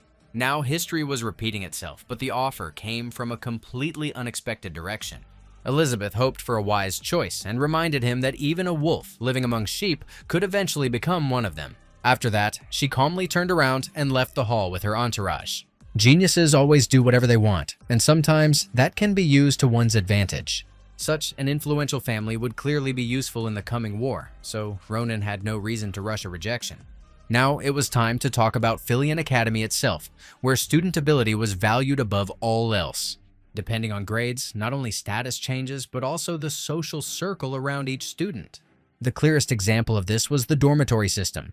All newcomers were settled in Nedian Hall, enjoying clean rooms, good food, and comfort. At first, everyone was happy, but after 6 months, the weakest students would be sent to Kratir Hall. That was where paradise ended and real gray everyday life began. No one dreamed of living in that dump, since the conditions there crushed whatever motivation you had left. If a student failed to raise their grades, they'd be stuck there until graduation. No appeal, no mercy. Those were the long-standing rules, unchanged for years and sparing absolutely no one. Only the absolute best earned the chance to move into Nabardo's Hall. Describing that place wasn't easy, especially without dropping some strong language. It was suspiciously perfect, like an ad promising success in 30 days or your money back. Soft light, floral scents, and shining gold instantly made you feel like an aristocrat. After passing the exams, Ronan earned the right to live there. The next choice stood before him, which lectures to attend. The options were overwhelming, and many freshmen broke trying to do everything at once. He made the same mistake, not realizing what it would lead to. For that kind of money, squeezing the maximum out of education felt logical at the time. But experience from his past life backfired. He was simply too strong for basic courses. One professor after another refused to take him, saying he was far beyond beginner level. A single strike from him was enough to put down any standard opponent. On top of that, his strength demoralized other students who were just starting out. No matter how hard the swordsman tried to negotiate, not a single instructor agreed to take him. In the end, he was left without a mentor and without any clear path to grow his talent. And the problem wasn't limited to fencing. It spread to other disciplines as well. Wherever he went, he felt no threat, no pressure, no real competition. The Great Academy suddenly began to look like a place that had nothing left to teach him. In a burst of frustration, he voiced everything he thought about Filion and immediately heard footsteps behind him. Ronan didn't even have time to turn around before Professor Nabi's familiar voice sounded. She already knew about his problems and came not to scold, but to offer a solution. You don't meet someone every day who can copy a technique with a single glance. The instructor couldn't ignore that and decided to arrange a small masterclass. First, she took his sword and attempted to perform her signature technique. The movement looked impressive, but Nabi herself was clearly dissatisfied. With a trash-tier sword like that, reaching a new level was impossible. Even the strongest swordsman depended on weapon quality, whether they liked it or not. Nabi told him to watch closely and not lose focus for even a second. She was about to show what real skill looked like when elite weaponry entered the equation. A single swing of her blade was enough to make everything crystal clear. Ronan felt frozen. He couldn't even breathe properly in that instant. Gusts of wind threw him back several meters, and that was just a demonstration. Now, it was obvious why Nabi was considered one of the strongest swordswomen on the continent.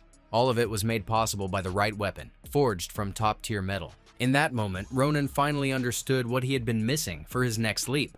A weapon wasn't just iron, it was an extension of the fighter in real combat. Sure, a sword could be broken and replaced, but the cost of that mindset was way too high.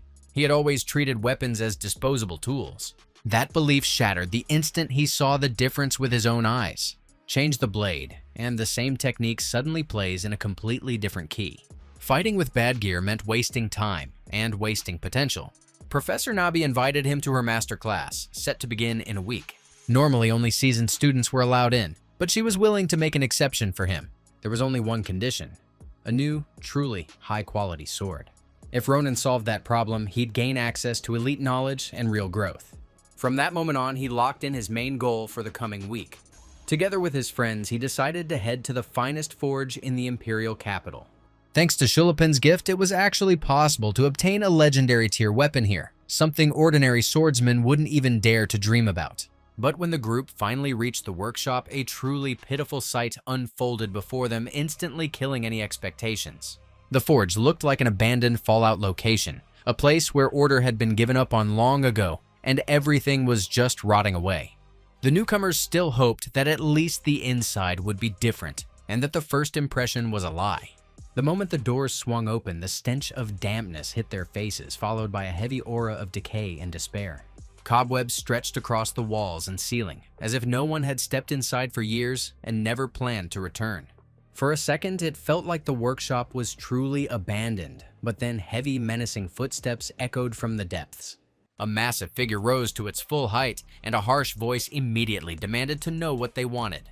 You don't see a wolf beastman working in a forge every day instead of hunting or fighting wars. Ronan wasted no time. presenting the precious medallion and making it clear he needed a weapon worthy of a real warrior. With the Grancia family token in hand, he and his friends felt far more confident than a moment earlier. But all that status and noble symbolism meant absolutely nothing to the seasoned wolf. He coldly stated that he never respected the Grancia family and had no intention of helping anyone just because of a shiny token. If they truly wanted a high-grade weapon that badly, there was only one very simple method. All it would take was giving up the tasty red-haired boy's arm or leg to satisfy the wolf's hunger. His gaze turned genuinely bloodthirsty in that moment, making it clear he had deliberately crossed a dangerous line. Ronan had no intention of tolerating such an insult and instantly reached for his weapon. His next move was a full-force attack on the wolf without warning or mercy. The beastman let out a shrill scream, forgetting for a split second that he had been acting like a dominant predator. He tore open the distance and immediately dropped the tough guy act. In the same instant, sacred armor materialized over his body, saving him from instant death. The swordsman was ready to keep fighting, fully confident he could break through any defense if he chose to. Only then did the wolf hastily start making excuses, shedding the mask of a cruel provocateur. It turned out the whole act was a test, meant to measure the visitor's true strength. He pulled the same stunt on everyone who came seeking top-tier weapons. The wolf quickly assured them he had no plans to eat small boys, and that overall, there was nothing to fear. Still, the grin on his face made it clear that hunger could easily change the meaning of those words. Only now did he reveal his real name, Didakon, and introduced himself as the master's assistant. After greeting the students, he motioned for them to follow him. They first entered another room that looked disturbingly empty and lifeless. Everything changed when the wolf pressed a stone and the room itself began to move. The students had no idea they were about to witness something their lives were absolutely not prepared for. The entire chamber turned out to be an elevator, slowly lowering visitors into the true forge below. When the massive underground complex revealed itself, it was impossible not to be impressed. The sheer scale would have stunned even the most seasoned world travelers. The wolf promised to take full responsibility and personally introduce them to the greatest craftsman of this place. Right now, that master was forging another masterpiece, drenched in sweat and working at the absolute limit. Walking through the forge, it was hard to believe such a colossal underground kingdom existed beneath the capital. The workers here looked like true professionals, passing their secrets down through generations. The chief master lived here as well and almost never left the forge. Didakon treated his master with genuine respect, yet was still willing to disturb him. The moment they entered, the smell of molten iron slammed into their noses, weapons lay scattered everywhere, and the heat was nearly unbearable. The master felt a faint gust of air but didn't even bother to turn his head. He dryly reminded them that he had ordered imposters not to be let in and that he was busy with truly important work. The man's name was Doran, though everyone in the forge simply called him the Elder. The wolf quickly explained that he had brought special guests who couldn't just be brushed aside. He stated that he had never seen such a young guy with such terrifying potential. On the surface, the boy looked like an average teenager, a Subway Surfers addict with bad grades and a TikTok problem. But underestimating him was a fatal mistake, because far more hid behind that simple appearance. Ronan silently presented his sword, and in that instant the master immediately understood exactly who stood before him. The elder snorted and made it clear that this trash would crumble long before a hammer ever kissed the anvil. If the young swordsman truly planned to become a legend, he would need something far stronger and more reliable. From the outside, it looked like a mad old man was smashing someone else's weapon for no reason at all. But for a student with real talent, he was willing to pull out one of his own swords and give it away for free. To prove the quality of his work, Ronan was allowed to pick up and test any weapon inside the forge. He had underestimated the importance of metal before, but his encounter with Professor Nabi had flipped that mindset completely. One touch was enough to feel perfect balance, lightness, and a living response from the blade. This was the kind of weapon that begged to be used, like it wasn't in the hand but was the hand itself. The swordsman made a few swings, channeling aura through the blade and pouring full force into every motion. The elder froze instantly, because he had seen that technique long ago in another era. Those strikes were unmistakable. This was clearly Professor Nabi's school. A second later, Ronan wound up and unleashed one of the strongest blows of his life. Thick smoke swallowed the forge, and people around instinctively thought they were under attack. That was what happened when a kid got hold of a weapon he wasn't ready for yet. A single swing was enough to prove it. This boy was special and deserved a new sword. The master had no doubts left. This was Nabarosa's student, and people like that were never turned away.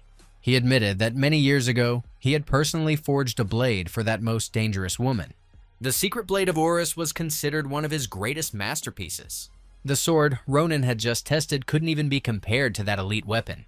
The elder hadn't seen such talent in years, and for the first time in ages felt genuine excitement. He promised to take the job and create something truly special for the boy. But veteran smiths knew the truth. Great swords demanded rare and exceptional ingredients. Ronan hesitated, then suggested adding fragments of the dream bird's eggshell to the alloy. That material was indestructible, meaning the sword could inherit its properties. The master's interest sparked instantly, and he clenched his hammer tight. He struck several heavy blows, yet not a single scratch appeared on the shell. For a long moment, he couldn't believe he was holding something so precious. That alone was more than enough to forge a sword surpassing all his previous works. As gratitude for such a gift, Doran allowed the other students to choose any weapon they wanted. He couldn't let the Chosen One's friends leave empty-handed. After that, the old man locked himself inside the forge and barely came out for weeks. Interfering with the work of this mad genius was dangerous. The consequences could be brutal. While the main hero was making plans for the future, strange things were happening beneath his feet. Two unknown figures in white cloaks argued fiercely, their faces hidden under deep hoods. They claimed the waiting was almost over, and that all preparations were complete. Soon, they said, both the ignorant blacksmiths and the Empire itself would fall. Stone statues loomed around them, glowing like animated corpses pulled from a nightmare. Several days passed, and on the surface, nothing seemed wrong. Ronan knew his sword was nearly finished and lived in constant anticipation. Assel and Maria had also ordered weapons, hoping to reach a whole new level. It wasn't cheap, but with the special medallion, money stopped being a problem. Schulipin, on the other hand, would have to spend big if he really wanted a date with Eril. The only downside was that forging the swords would take a full 2 weeks. The friends went back to classes, and the main hero grew painfully bored. Turning around, he noticed a training hall for senior students. Nabi was supposed to teach here today, even though Ronan's sword wasn't ready yet. Still, he grabbed a temporary blade from the forge and could technically drop by the session. He didn't even notice her approach, though his muscles tensed like steel cables. One look from her was enough to erase his confidence faster than likes disappearing after a bad post. She grabbed him by the ear and reminded him that he was supposed to show up days ago. From the outside, it looked like he had been skipping training and choosing rest over brutal work. That no longer mattered. He had walked straight into a trap and would be forced to join the session, whether he liked it or not. The noise caught the attention of the instructor's assistant, who had stared out the window too long and lost track of time. She realized it too late, dropped important documents, and nearly wiped out on the spot. The girl immediately started apologizing, nervously promising that it would never happen again. After that, she rushed toward the arena, trying to return to her duties as fast as possible. Half an hour later, all senior students had gathered at the first training arena. The guys and girls looked razor-focused. It was obvious they had already survived Professor Nubby's basic combat training. The instructor introduced the newcomer, announcing that he would now train alongside them. She emphasized that this guy was special and that an exception had been made just for him. To the seniors, it sounded like a direct invitation to test the rookie, as if he had cut the queue and jumped straight into their lobby. Ronan caught the mood instantly and understood that a warm welcome was off the table. He had already met some of these students before and felt he could find common ground with them, but there were also those he would rather never cross paths with at all. At that moment, the doors swung open, and the instructor's assistant hurried onto the arena. Her voice locked Ronan in place. His mind instantly fell back into the past. He froze, unable to look away from the cheerful girl, as if staring at a ghost from another life. She approached him, warmly greeting the newcomer and sincerely wishing him good luck. This was Adashan, the very woman who would one day send him back through time. Right now, she was only at the beginning of her path and had no idea what role she would play in the fate of the world. In the future, she would gain fame thanks to her rare gift for command. She would become the first woman to ever hold the position of Supreme Commander of the Empire. On the battlefield, she was defined by cold logic, calculation, and innate leadership. No wonder she would earn the title Iron Lady and be respected even by her enemies. Soldiers under her command joked that molten iron flowed through her veins instead of blood. She always had a unique talent for reading people and finding the right approach to each of them. Now, however, there was not a single trace of past life memories in her eyes. Ronan remembered the moment before her death, when she begged him to do everything possible to keep her from choosing a life of war. Adashan had dreamed of becoming an ordinary seamstress, but stopping the giants without her would have been far harder. Her assistant work demanded constant tension and total dedication. She helped everyone who asked, without making exceptions. From the outside, it looked like she was being shamelessly exploited, as if she had lost a bet and become the local servant. For someone who knew her in a completely different role, it was painful to watch. He was about to step in, but at that moment a guy approached him, introducing himself as Own Cardin. The student offered a friendly sparring match, hiding behind the idea of exchanging experience. Behind the smile and polite words lurked hostility and a clear desire to teach the rookie a lesson. Before the fight, he ordered Adashan to immediately bring a training spear and contemptuously called her a loser. That single word was enough for Ronan's aura to darken instantly. Rage flooded his soul the moment he heard the future Supreme Commander being humiliated. Cardin didn't stop and continued mocking the assistant. He acted like he had been born with cheats, convinced that rules existed for everyone except him. At one point, he even struck the girl on the head with the spear, openly displaying his dominance. This could no longer be tolerated. Cardin had crossed the line for good. Ronan stepped forward and accepted the sparring challenge. He demanded the fight take place immediately and warned that there would be no restrictions. Cardin genuinely couldn't understand where such fury in his opponent came from. For him, humiliating a girl who helped everyone was routine. He kept sneering, hinting that the rookie had simply fallen for a pathetic loser. That was the final straw, and all the restrained rage of the swordsman burst free. Ronan struck first, as if the wooden sword in his hands were a real blade forged from mithril. Cardin couldn't even imagine that a human could unleash that kind of power without a single drop of mana.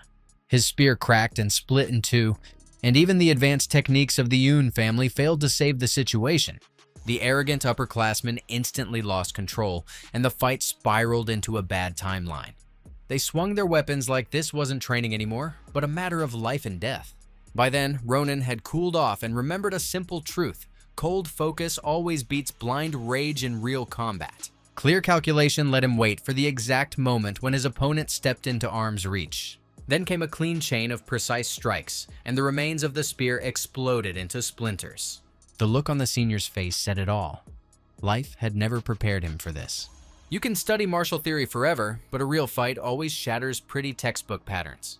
The trailer was over, and pure action kicked in, like when a movie suddenly stops being family-friendly. Ronan crushed his opponent not just with the wooden sword, but with every movement of his own body. Each blow carried not only strength, but the anger boiling deep inside him. When Cardin collapsed unconscious, the swordsman finally exhaled, feeling his mind clear. He knew perfectly well that outside the academy, with real weapons, that guy would already be dead. A graveyard silence fell over the arena, and the seniors were afraid to even breathe. But the Raging Bull wasn't done, and decided to settle scores with everyone who had humiliated Adashan. The girl who had forced the assistant to carry towels was about to pay a heavy price. Ronan was ready to forget the rules, but Adashan suddenly stepped between him and the next target. No matter how much he wanted to, he couldn't explain the real reasons behind his actions. He looked at the assistant differently, not the way everyone else did. Instead of a cheerful girl, he saw an imperial general he would follow to the ends of the world. At that moment, the instructor returned to the arena and walked straight into the chaos. She ordered Ronan to stop immediately, flooding the space with her intoxicating green aura. The swordsman felt the presence of a snake waiting for the perfect moment to strike. The teacher made it clear that forgiveness was possible only if he stopped right now. If he chose to break the rules, punishment would be unavoidable. Rumor had it that the crushing aura of the serpent could kill without even touching. Cold sweat covered his skin, and his body began to go numb near that monster. Professor Nabi's aura had long been legend, but would it be enough to stop the Chosen One? A dilemma stood before him: stand by his principles or submit to the system. He didn't want to disrespect the teacher, but he also couldn't ignore Adashan's humiliation. His hands trembled, and his vision blurred under the pressure of foreign power. The tension reached a point where a single spark could trigger an explosion. After a short pause, Ronan calmly raised his sword, making it clear that his decision would not change. He laid out his stance without hesitation, showing that her opinion was not the final word for him. Nabi was left with no choice, even though she clearly didn't want this outcome. A massive venomous serpent opened its jaws, flashing lethal fangs. The swordsman accepted the challenge without hesitation, knowing he was defending his own ideals. A burst of light clouded his mind, and scenes from a past life raced through his head. Back then, he had asked the Supreme Commander why she took leadership of the Empire when everyone else ran. She answered calmly that everyone in this world carries their own fate. Years later, standing on the edge of death, Ronan would finally understand those words. At the time, he hadn't grasped their meaning, just as he hadn't understood why Adashan bore such a burden. Before the end, she asked only one thing, that he never forgive her. Adashan knew she had passed the weight onto another, and now the future of the continent depended on his choices. When the strange vision shattered, the student woke up, realizing he was still alive. He was far from the arena and deadly duels. Ronan lay in a warm bed, and beside him sat the girl who had changed his fate forever. For the first time, he looked at her not as a supreme commander, but as a beautiful princess capable of melting his ice. Then he snapped back sharply and returned to reality.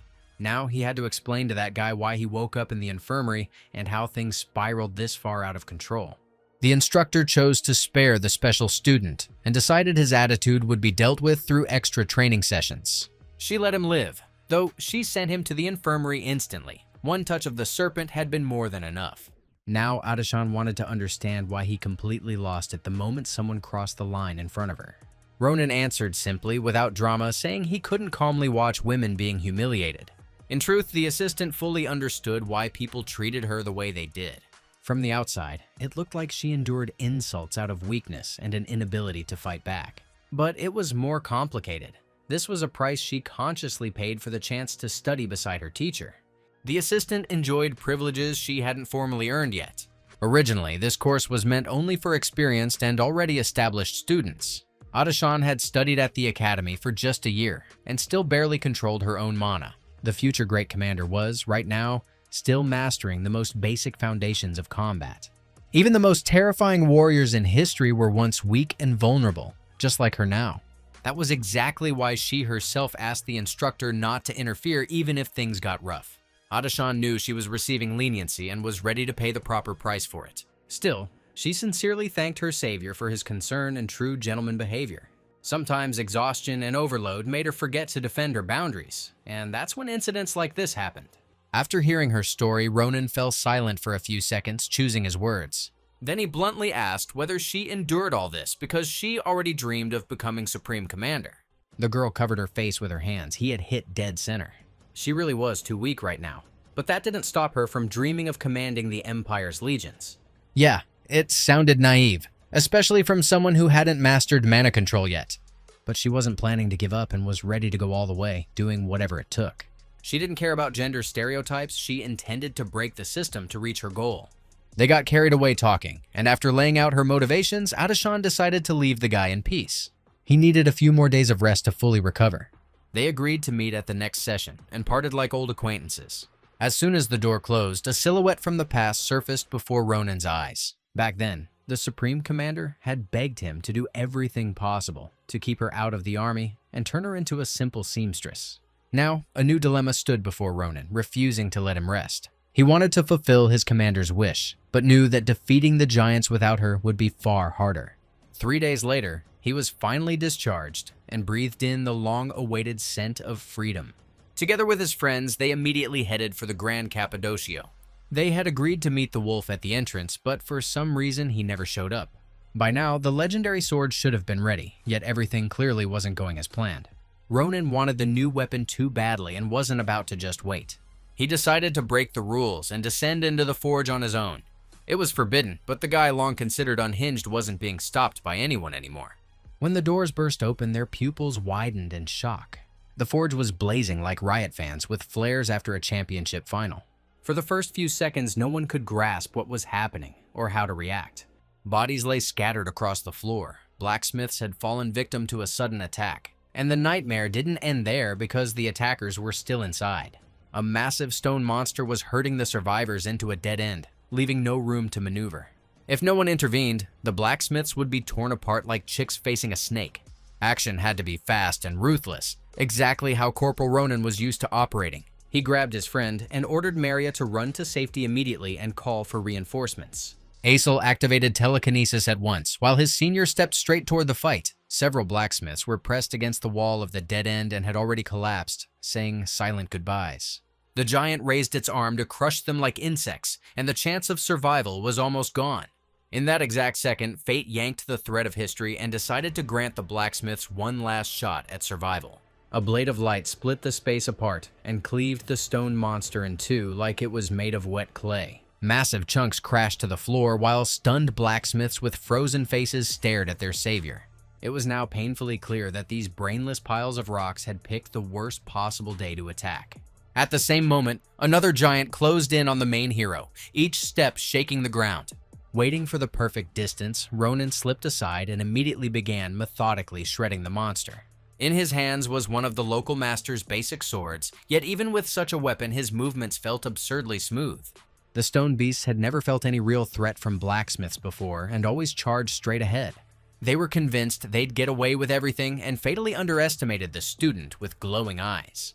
Ronan still didn't fully grasp what was happening here, but eliminating the danger mattered more than hunting answers. On the move, the blacksmiths explained that the attack had been sudden and the forge had plunged into chaos instantly. At first they tried to fight back, but the difference in raw power became obvious far too fast. One by one, blacksmiths fell, crushed like helpless larvae beneath a stone. Dedekin and the master held on until the very end, but it looked like even their strength was about to run dry. Ronan didn't lose hope and shouted that he would try to reach the elder. At the same time, the perimeter had to be held, and the remaining monsters finished off. He ordered Aesel to take Sita and start pulling people out from under the rubble. The swordsman himself chose to stabilize the situation in the forge at any cost. It turned out the terrifying wolf and his master were still alive, though death loomed right above them. Two massive giants were already towering overhead, and Didikon used his last strength to shield the old man. He was ready to give his life for the master, like a true hero had awakened inside the wolf. Doran refused to abandon his friend, especially with the finest sword this forge had ever produced in his hands. He dreamed of passing that weapon to the young hero, so the boy would carve his name into history forever. The giants didn't care about dreams or legends. They came only to smash and erase everything. A single blow like that could have shattered even the toughest warrior. But the wolf clenched his teeth and still blocked the attack, buying priceless seconds. He didn't yet realize that every one of those seconds was pulling him closer to salvation, because nearby stood a man capable of stopping giants. Ronan roared at the top of his lungs, and the wolf instantly recognized that voice.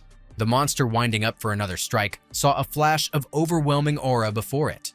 Its stone body exploded into fragments, never even understanding what destroyed it. The remaining monsters rushed toward the battle, drawn by the noise. Sometimes, the world throws out scenes where an ordinary student stands to protect true masters of their craft. By now, most of the stone beasts already lay scattered in ruins. One final step remained, and it demanded the strongest blade available. The master handed the swordsman the new weapon and urged him to stop holding back. It was time to see what the chosen one could do when his power was amplified by a perfect blade. The giants exchanged glances and almost simultaneously charged forward. They tried to intercept the strike with their colossal hands, but the aura moved faster than their bodies. A single swing was enough to unleash untamed force. The monsters were blown away as if they'd collided with the heart of a raging tornado. This is what happens when a special fighter fuses his aura with flawless steel. The sword bore the name La Mancha and would now become the main hero's constant companion. By absorbing blood, the blade repaired its microcracks and restored its strength. Thanks to the shell of the Dreambird, not even the devil himself could break it. Ronan thanked the master for his work, but made it clear that celebrating was premature. He noted that the air carried the stench of rats, and that was no coincidence. Somewhere very close were the ones who had orchestrated this attack. Stone giants don't go hunting without a reason. Someone's plan was clearly behind this. While the shaken wolf and blacksmith were catching their breath, the swordsman had already found the first proof of his suspicion. Creatures like these giants were never supposed to have tattoos carved into the backs of their heads, which meant someone had been controlling and guiding them from afar. The elder barely understood such symbols, yet even he could feel the lingering trace of foreign mana clinging to the mark. That single glyph was what drove the giants insane. There was no other explanation for what had happened. The only option left was to descend deeper into the underground world and dig out the truth. Ronan left his friends behind and moved forward alone, carefully scanning every detail of his surroundings. He quickly noticed that among the massive footprints, clear human tracks were mixed in as well. Scattered around were numerous stones that reacted sharply to mana, humming with latent energy. The plan had been polished down to the smallest detail, prepared over a long time, which explained why stopping the monsters had been so difficult. The deeper he went underground, the clearer he heard muffled voices, like whispers crawling through the dark. The swordsman held his breath and chose not to reveal himself, listening closely. Peeking from behind a stone ridge, he spotted a massive monster and two people standing beside it. There was no doubt left. These were the same rats who wreck everything, and then pretend they had nothing to do with it. Now, he needed to understand what kind of stone beast this was, and why they were keeping it here. A heavy sense of dread settled in, as if the monster was sealed, and breaking that seal would require a full army to contain. At that moment, the cloaked figures began to suspect that an outsider had entered the underground zone. Their connections to the giants were being severed one after another, and someone had clearly interfered. Cirilla and Edmund had lost all their monsters and were now forced to retreat empty-handed. Edmund burned with the urge to wipe everything out, like a toxic gamer who suddenly got admin rights over the server. His partner yanked him back and reminded him that most of the workshop had already been destroyed. The Empire's weapon production would take a serious hit, which meant the mission could be considered a success. Revealing their identities was out of the question, so staying in the shadows was the smartest move. The only thing left was to eliminate the person who had been watching them all this time. They had felt his presence for a while and were simply waiting for him to show himself. When that didn't happen, Edmund struck first, unleashing fireballs of rage without any warning. By the time Ronan reached for his sword, the flames were already too close. An explosion roared through the cavern, nearly erasing the one they called the Chosen. At last, he revealed his true nature, and the cloaked figures saw the unexpected guest. They were genuinely shocked that a carefully constructed plan had been shattered by an ordinary student. Now, this slime had to be erased before he dug any deeper. Edmund summoned the element of fire once more, intent on leaving nothing but charred remains behind. It was hard to even imagine how much mana it took to manifest such overwhelming flames. At the final moment, Edmund hesitated and offered Ronan a chance to live in exchange for answers. But the swordsman had far too many questions of his own and had no intention of leaving empty-handed. He needed to know who was behind the attempt to destroy the Empire and what the endgame really was. Edmund only smirked and delivered a phrase that froze blood in the veins. He claimed the day would soon come when the Empire would be swallowed by starlight. Those words were unmistakable, and Ronan felt ice crawl through his spine. The exact same phrase had been spoken by one of the giant army captains right before his death. That meant everything was connected, and these rats knew the real meaning behind it. In that case, there was no point in playing nice. It was time to rip the truth out with screams and blood. A crushing aura flooded the underground space, seeping into every crack and corner. Edmund, confident just seconds ago, instantly lost his smug grin. When he raised his hand for another attack, he realized he no longer controlled his own body. Blinding speed let Ronan close the distance in a heartbeat and shred his opponent to pieces. That kind of slicing was something only TikTok chefs did, selling $1,000 salads and calling it art. A helpless Edmund collapsed to the ground, choking on his own blood.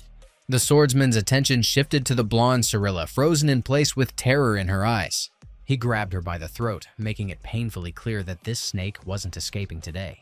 Their plan had officially fallen apart, and if she didn't want to be turned into mince, she'd spill everything. Gathering what little will she had left, the girl activated a radiant defensive technique, bracing for one last desperate attempt to survive. If she wasn't planning to surrender, then it was time to fully unleash the aura and let the blade do its real work. No technique could save her now because the weight of a past life always crushes the power of the present. The swordsman broke through, delivered a precise strike that shattered her defense, but didn't finish her. Blood flooded the air in an instant, and the torn hood revealed the obvious truth. Elves were behind all of this. With that level of power, Ronan felt dangerously confident even next to creatures this deadly. Sometimes that confidence turned into a trap, making him forget there are enemies who can't be erased in a single swing. By then, Edmund had used some unknown force to regenerate his lost limbs. He looked like an earthworm, calmly regrowing arms and legs as if nothing had happened. Recovering, the villain challenged the swordsman and pushed for a second round. He watched Ronan brutalize his ally and choked on silent fury. With every passing second, the tension thickened until even the air felt heavy, sticky, like mud. While Cirilla was drowning in blood, Ronan kept his foot pressed into her stomach. He never looked away, deliberately forcing the opponent to make the next move. Unfortunately, the experience of his past life didn't warn him in time to stop and stay cold-blooded. The girl suddenly smirked, and a gigantic, monstrous arm materialized behind her. It was already too late to react. A single mistake instantly flipped the entire fight. Ronan tried to take the blow on his sword, but the shockwave was beyond anything he could handle. He was sent flying like someone picking a fight with security at a Travis Scott concert after mistaking the fan zone for a ring. Slamming into the stone wall, he felt ribs crack and something tear deep inside. Pain locked his body completely, even though victory had been just a heartbeat away. The elves seized the moment, distracted the enemy, and summoned the main giant for backup. Now, Cirilla had to reach the church immediately and report everything before her blood ran out. Edmund declared he would stay behind and personally deal with this wounded problem. This time, he wasn't going to be careless, having realized just how dangerous this kid really was. If he wasn't eliminated now, he would become a threat even to the plans of the gods. As soon as Ronan partially came to his senses, he lunged forward again, ignoring the pain. Just a few sharp sword movements, and he once again chopped the blonde into pieces. It looked terrifyingly beautiful and brutally efficient. That was what rage does to a person after a humiliating blow. Twisted by pain, Ronan rasped that no one would leave this place alive. He needed information about the giants, and until he got it, the fight wasn't over. Only then did Cirilla truly grasp the scale of what was happening. She activated her family's defensive technique, unable to comprehend how this guy even survived a giant strike.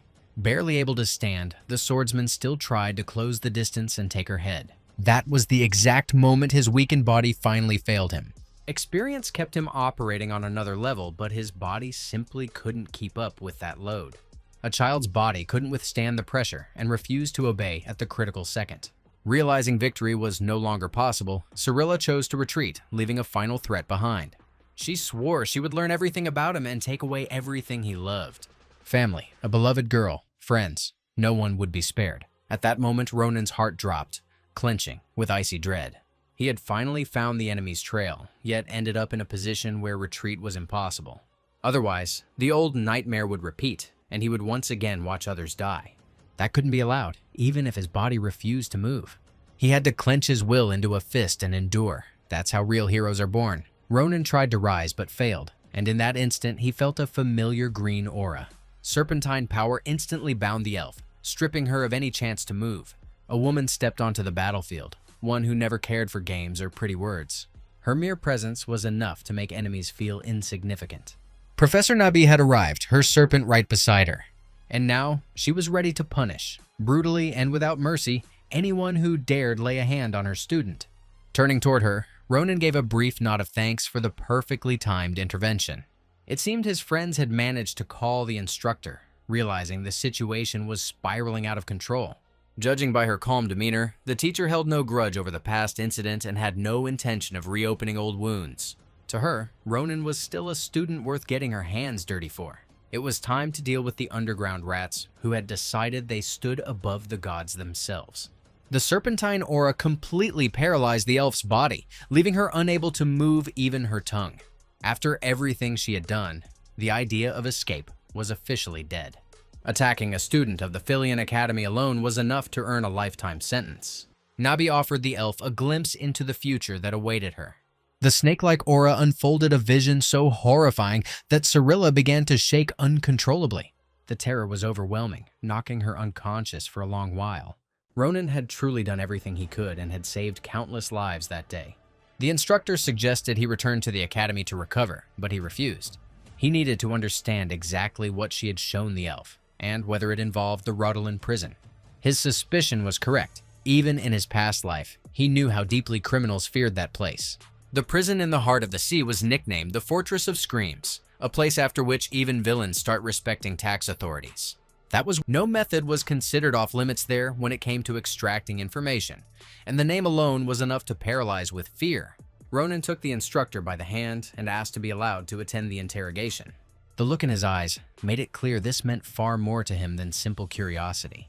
Nabi didn't fully trust her student, but he had saved too many lives to be ignored. By then, rescue squads had arrived on site. Thanks to healing magic, many victims were pulled back from the edge of death. Maria and Assel had also proven themselves, and their contribution couldn't be dismissed. In time, they would grow stronger and take part in real battles. For now, it was enough to listen to their senior and handle support roles. Ronan was relieved to see them safe and sincerely thanked them for their help. It became known that Maria had led the main reinforcements to the scene. At the same time, Asel had been pulling survivors from the rubble using telekinesis. Even little Sita helped out until she ran out of energy and fell asleep. The worst was finally over, and recovery could begin. Soon, the criminals would be sent to the Fortress of Screams, where they would learn what real hell feels like. Ronan felt a grim sense of satisfaction knowing the guilty would answer for everything. The healers quickly got him back on his feet, and before long he headed to a cliff in the Grengno forest. There, a massive black raven carried a figure clad in equally dark robes on its back. They had come from distant lands to collect the bodies of those who had challenged the Empire. Those sent to the Fortress of Screams never return. This was not a prison anyone walks free from. In Rodolan, few survive more than a handful of years. The torture breaks even the toughest. Once the interrogation was complete, the instructor would be contacted. Nabi promised to take Ronan with her so he could hear the full truth. They say that after a week in the Fortress of Screams, even the mute begin to talk. Maybe very soon he would learn something that could help stop the giants in the future. From that, the forge was being rebuilt, while the academy pushed through exhausting training sessions. Within a few days, the Fortress of Screams was ready to receive new prisoners.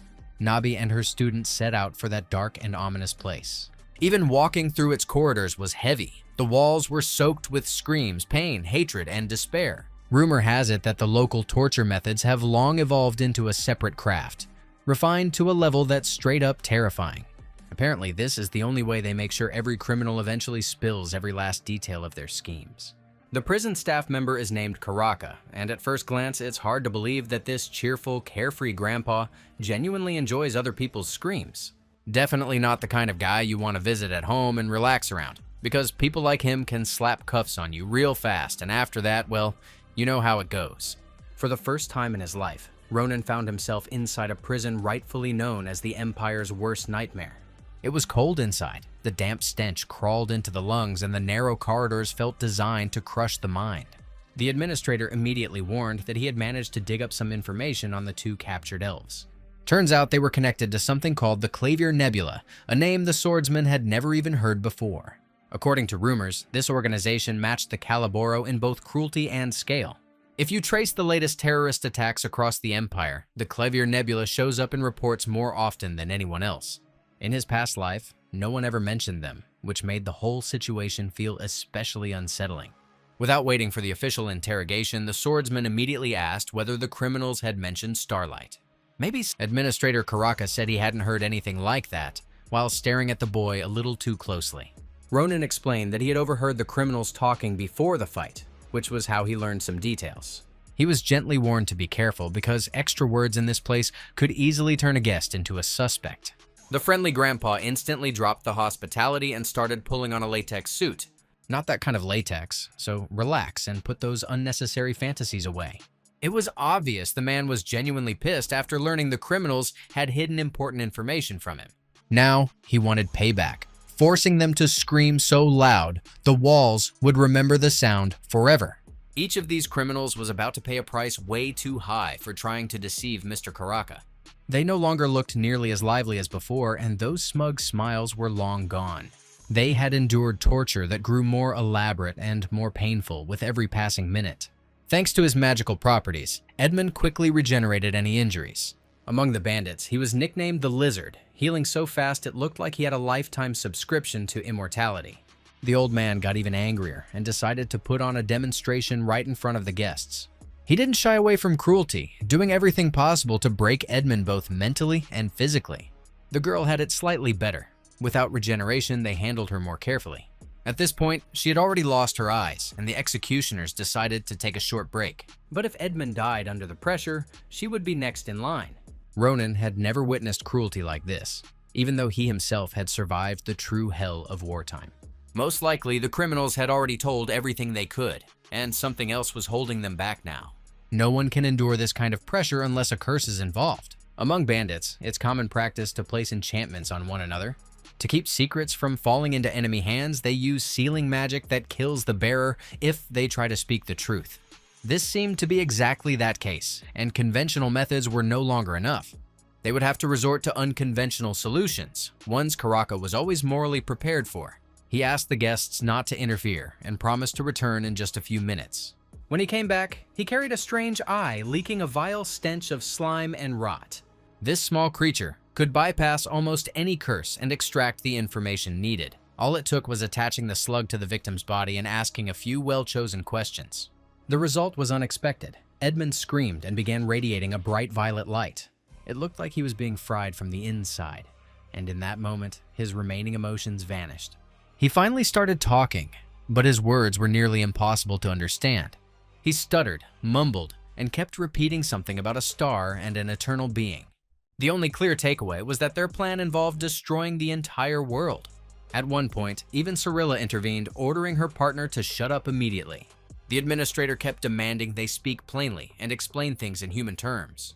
Then Edmund forced out that some kind of power would fall from the heavens, uttering the words, "Children of the Sky." From that moment on, the atmosphere in the cell shifted sharply, as if someone had cut off the oxygen.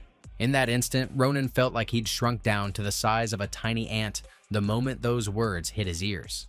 It became painfully clear that these were the very people responsible for the giants, the ones destined to try and wipe the Empire off the map in just a few years. He stepped forward without hesitation, as if the administrator behind him had completely ceased to exist. Closing the distance with the prisoner, he pushed out another question, and the air in the room instantly dropped a few degrees. When he talked about children and stars, was he really talking about a Gaiut? This time, Edmund flinched hard, like he'd just been hit with a live wire after hearing that devil's name. He couldn't believe a regular human could know something that deep, that forbidden.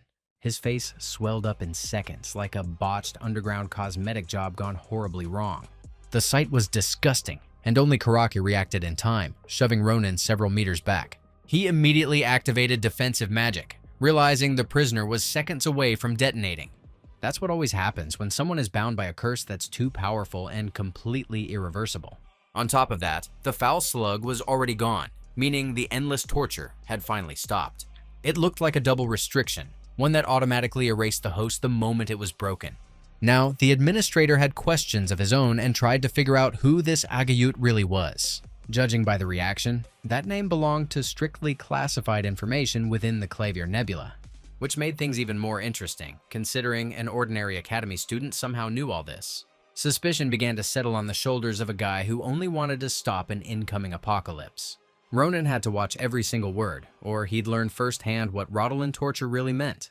He repeated the worn-out story about overhearing the criminals before the fight. He played the role of a random witness caught in something way bigger than he understood. Then he tensed up and forcibly removed the administrator's hand from his shoulder, making it clear the conversation was over. Karaka knew damn well the boy was holding something back. At the same time, he felt a hidden pressure inside him, something that instinctively pushed him away. The young man's eyes burned like wildfire, ready to tear apart anyone who stepped into his path. Willpower and resolve mixed in that stare, and the hatred was so dense, Karaka instinctively took a step back. That was when Professor Nabi stepped in, moving forward without a single unnecessary word. She had already made it clear what happens to anyone who dares touch her favored students. The administrator immediately backed off and tried to smooth things over, claiming he only wanted to ask a few questions. He apologized for being too rough and promised to act far more friendly from now on. No one noticed right away, but one tiny slug somehow survived the explosion. Ronan grew curious about these creatures, trying to understand where their strange power came from. Before he could get an answer, he noticed the slug beginning to faintly glow. That usually happens when a creature takes a genuine interest in someone. The administrator deliberately placed the slug onto the swordsman's palm, wanting to see what would happen. Suddenly, the slug squealed and saw something that completely shattered its sanity. A second later, the vile thing exploded, unable to handle the full truth of who this boy really was. Nothing like this had ever happened before, though ancient books mentioned similar cases.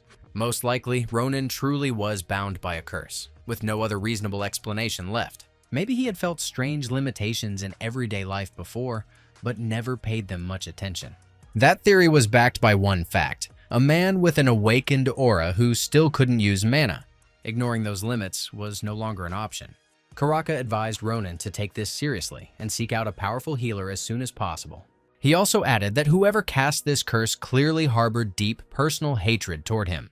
With that, the interrogation ended, and student and teacher hurried out of the prison.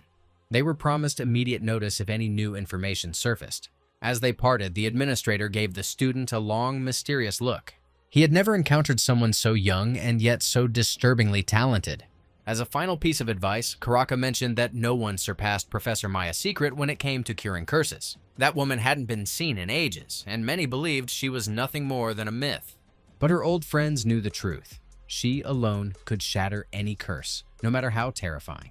During the flight back to the academy, Ronan kept replaying the administrator's words on a non-stop loop. He still couldn't wrap his head around the idea that he might have lived his entire life under a curse without ever noticing it.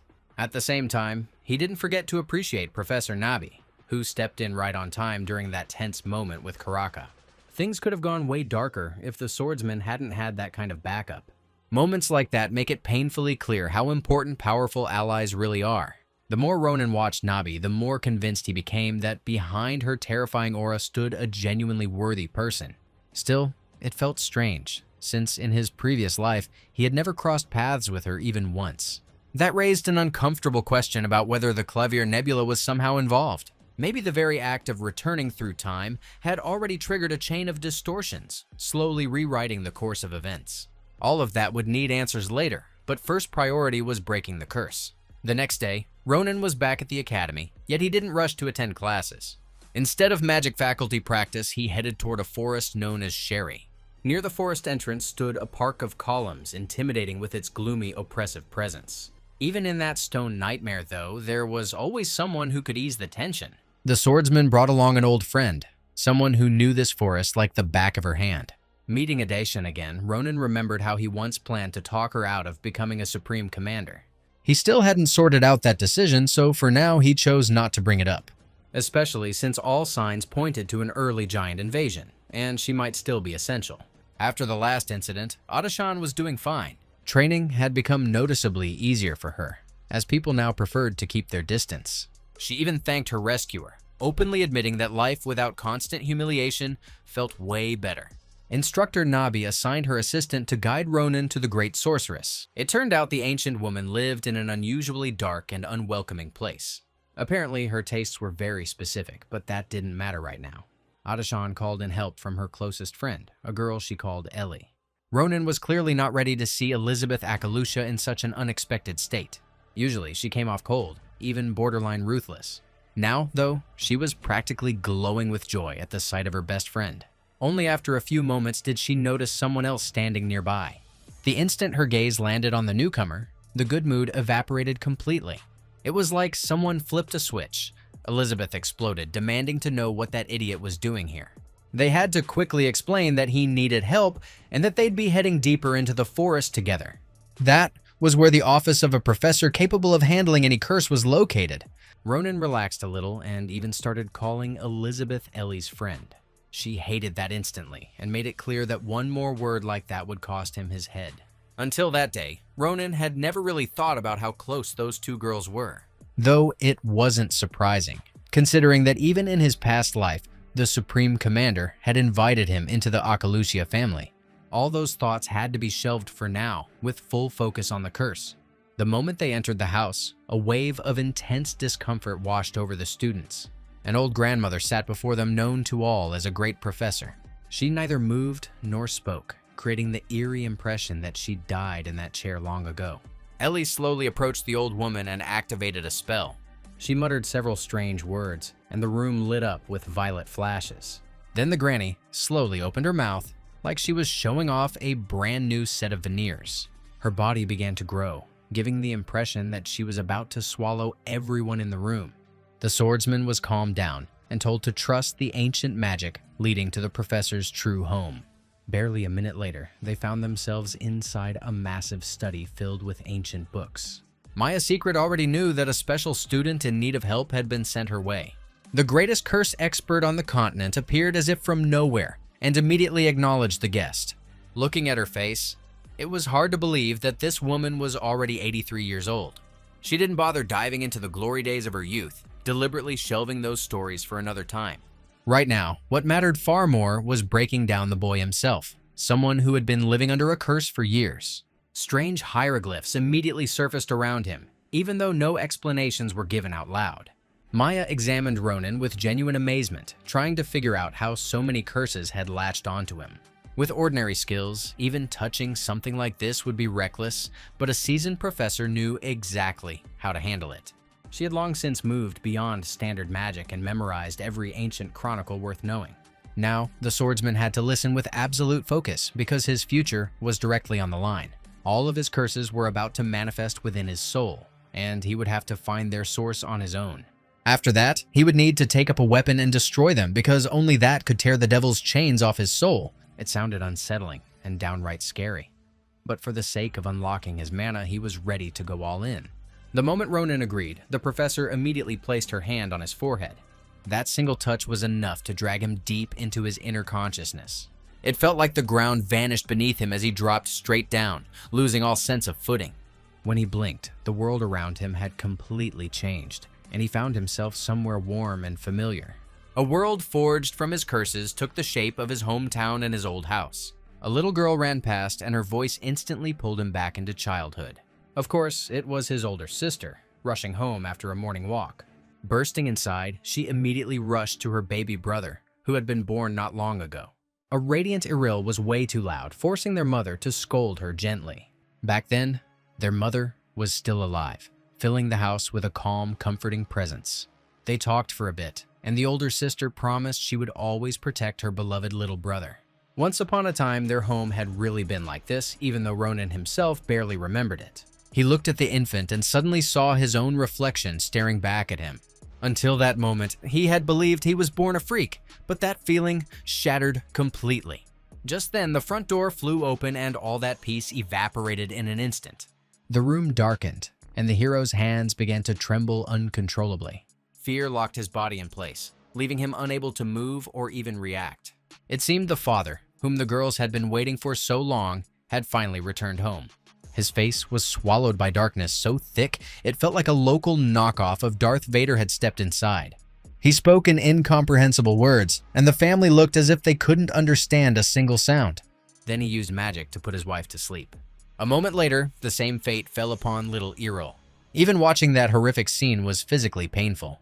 Ronan screamed like a wild boar, desperately trying to stop the dark bastard. The man ignored him completely and calmly approached the infant. He began chanting strange words, and it became clear that a curse was being placed on the child. In that instant, Ronan felt for the first time that the source of everything was far closer than he ever wanted to believe.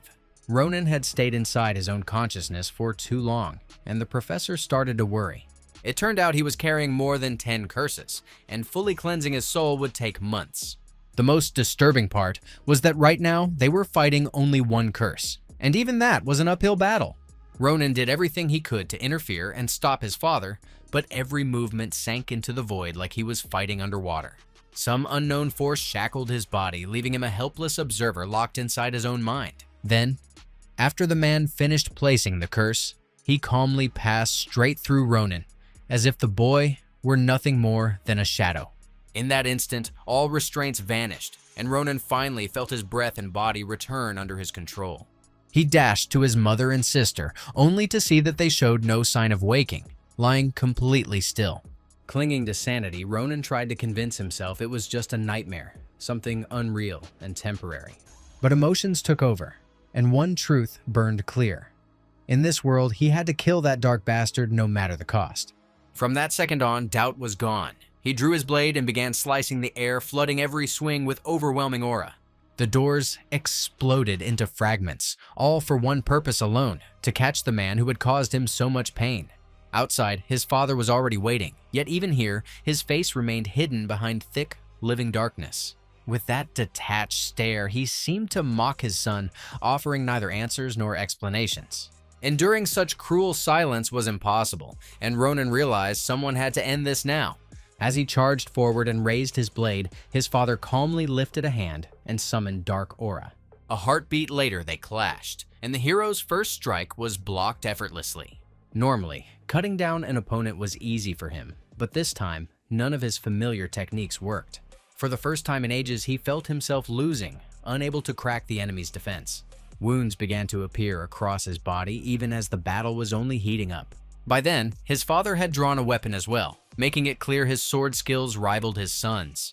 The exchange of blows was savage, like two people who had hated each other since birth. His chest burned from within, his breath tore apart, and blood filled his mouth. He burned through his strength fast and even doubted his own skill and chosen path for a moment. The legendary forged blade simply couldn't pierce his father's dark aura. Yet, through sheer willpower, he rose again, refusing to leave without answers. Desperately, he tried to understand why his father had done any of this. Why he attacked his mother and sister when they were just waiting for him to come home after work. After what the man did to his family, letting him go was never an option. All this time, his father hadn't spoken a single word, only fueling his son's rage further. Gathering every ounce of resolve, Ronin closed the distance and delivered the final blow, beheading his opponent with no chance to resist. From that moment, the Dark Mage was forced to leave the swordsman's body, never again binding his skills. The curse shattered, and every cell in Ronin's body felt lighter, able to breathe again. In the next instant, he snapped awake, returning to a far gentler reality. For hours, he had battled one of the curses and somehow emerged victorious. Opening his eyes in the real world, he was shocked to see a completely different professor before him. Young and energetic Maya Secret had turned into an old grandmother in just a few hours. It seemed her age depended on time of day, or on secrets she had no intention of revealing. She didn't dwell on it, and first checked on her guest's condition. It turned out that after breaking the curse, he awakened a skill without which future victory would be impossible. Ronin could now see the mana of others and instantly gauge how strong someone was. It was only the first step, but even that alone massively sped up his growth. Then he and the professor brewed chamomile tea and talked calmly, like old acquaintances. Maya explained that all curses hide inside forgotten memories Ronin himself no longer remembered. On top of that, the one who placed the curse looked exactly like his father. When that man touched his mother and sister, Ronin had felt a strange, unfamiliar pain. He had never experienced such deep alien sorrow in his heart before. That pain likely triggered the burst of rage, and now it seemed his father had felt the same. It was unsettling to realize he barely had memories of the family he missed so badly. His sister became his entire world, while images of his parents nearly faded away. His father truly placed the curse and erased those memories. But for what purpose? Somehow, part of those lost feelings had transferred to the son. Now, the swordsman finally began to fully perceive mana, boosting his attributes. By combining mana and aura, he would be able to unlock his full hidden potential. This was the power other students had been using for a long time, and now their advantage was gone. Next came the task of removing the remaining curses, snapping the chains one by one. Each curse was high tier, and breaking them all in a single day was impossible. His body needed time to grow stronger, so the professor urged patience. When the clock struck the right hour, Maya Secret shifted again, becoming a young woman once more. She promised to do everything she could for such a gifted student. The moment a way to remove the remaining curses appeared, she would reach out immediately. At the same time, deep underground, a strange incident unfolded, one that mattered to the bigger picture. Not far from the Great Forge stood a man whose influence within the Empire was impossible to overstate. He stood there with his aide Dueling, a man who had served the Grancha family for over 5 years and enjoyed absolute trust. The Forge's restoration was moving smoothly, and the masters assured that everything would be fully repaired within the coming weeks. Meanwhile, the investigation into the criminals continued, but no new breakthroughs had surfaced. The only truly encouraging news concerned a student who had personally fought the bandits underground. If the great Joseph Sanavan de Grancia wished to meet this talented kid, arranging such a meeting would be effortless. Joseph paused for a few seconds, slowly weighing options and calculating possible outcomes. At that moment, a massive giant opened its eyes and fixed the strangers with a heavy, lifeless stare. The aide tensed up and tried to warn the Duke about what was happening behind his back. The monster swung with terrifying confidence, like it had booted up Mortal Kombat and gone straight for a fatality. Dolan was ready to step in, but there was no need. In moments like this, the Duke could more than handle himself, even if it looked like he wasn't paying attention. This man had long ascended to a completely different tier, and underestimating him was a lethal mistake. The legendary sword technique that later made Schulipin famous had once been honed under the strict guidance of his father. A single swing of the blade was enough to sever the monster's arm and settle everything instantly. Like a Jedi, he moved the glowing sword with calm precision, methodically carving the giant apart. When it was over, the Duke walked on wearing the face of John Wick, realizing the day was only getting started. The decision was made. Tomorrow, the Duke would meet the young hero of Filion. The next morning, heavy and confident footsteps echoed through the corridors of the Nabardo's hall. Ronan had just woken up and definitely wasn't expecting visitors this early. Opening the door, he found himself facing a tall and extremely self-assured the Duke's aide.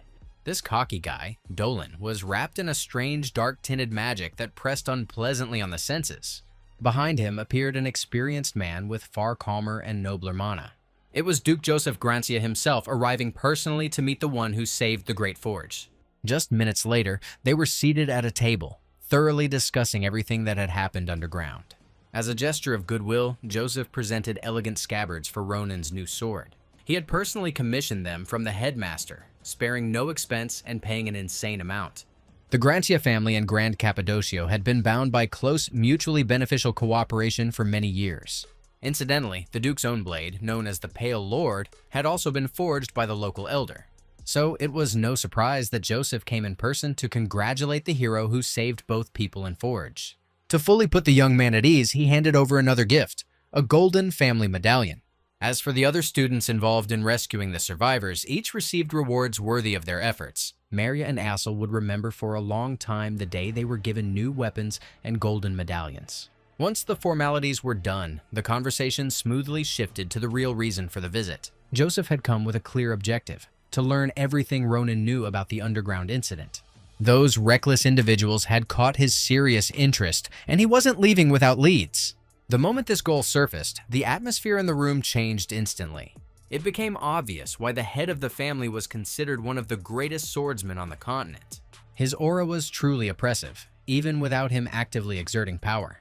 Still, tricks like that couldn't scare someone who had survived battles with giants. Ronan stayed calm, carefully watching the Duke's aide and missing nothing.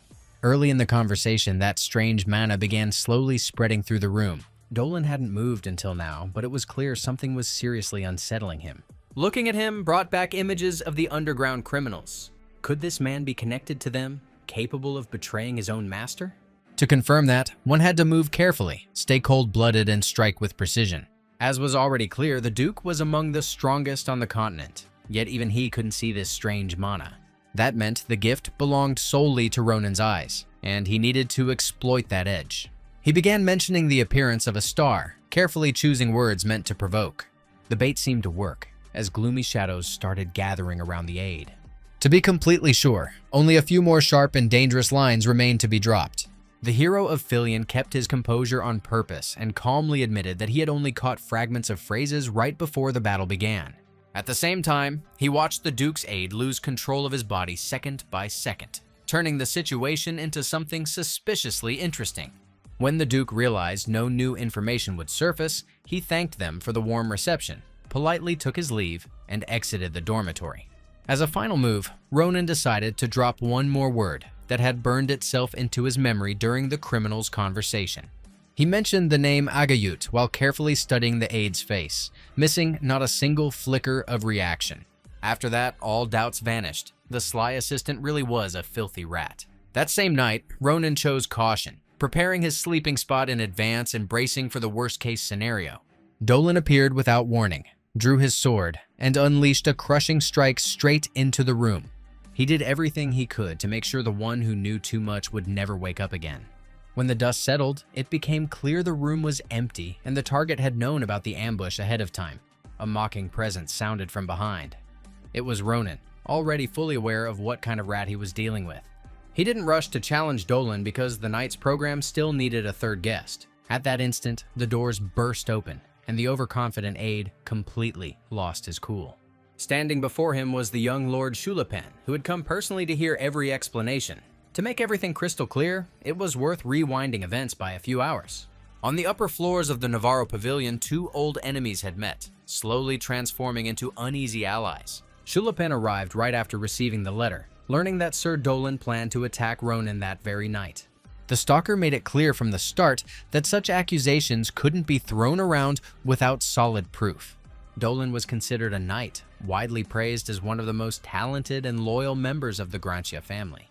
His father had been chosen for the Duke's personal guard just 4 years after entering service. Ronan had no intention of presenting written evidence. He had a far more convincing argument.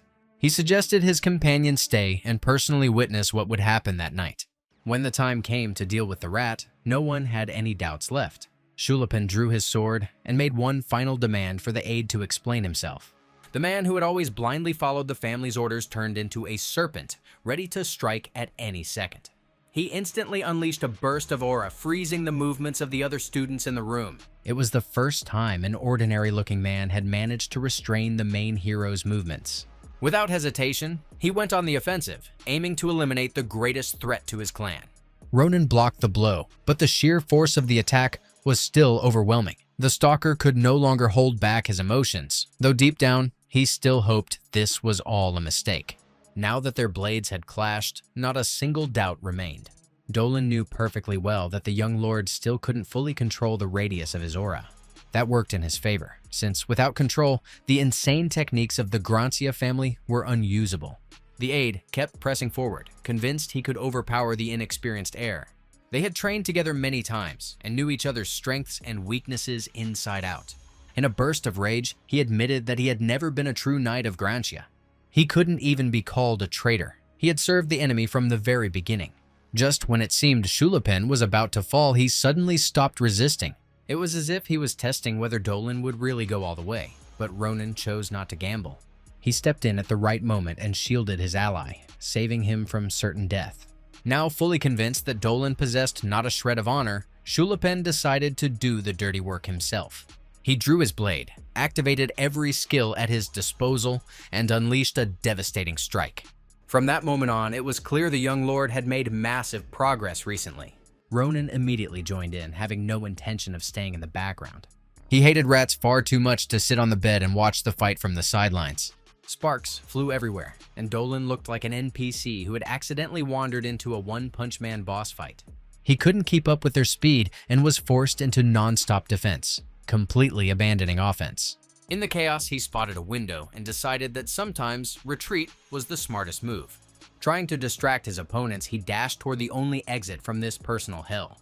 Ronan looked like a single school kid had just nuked his entire career faster than YouTube deletes channels after one strike.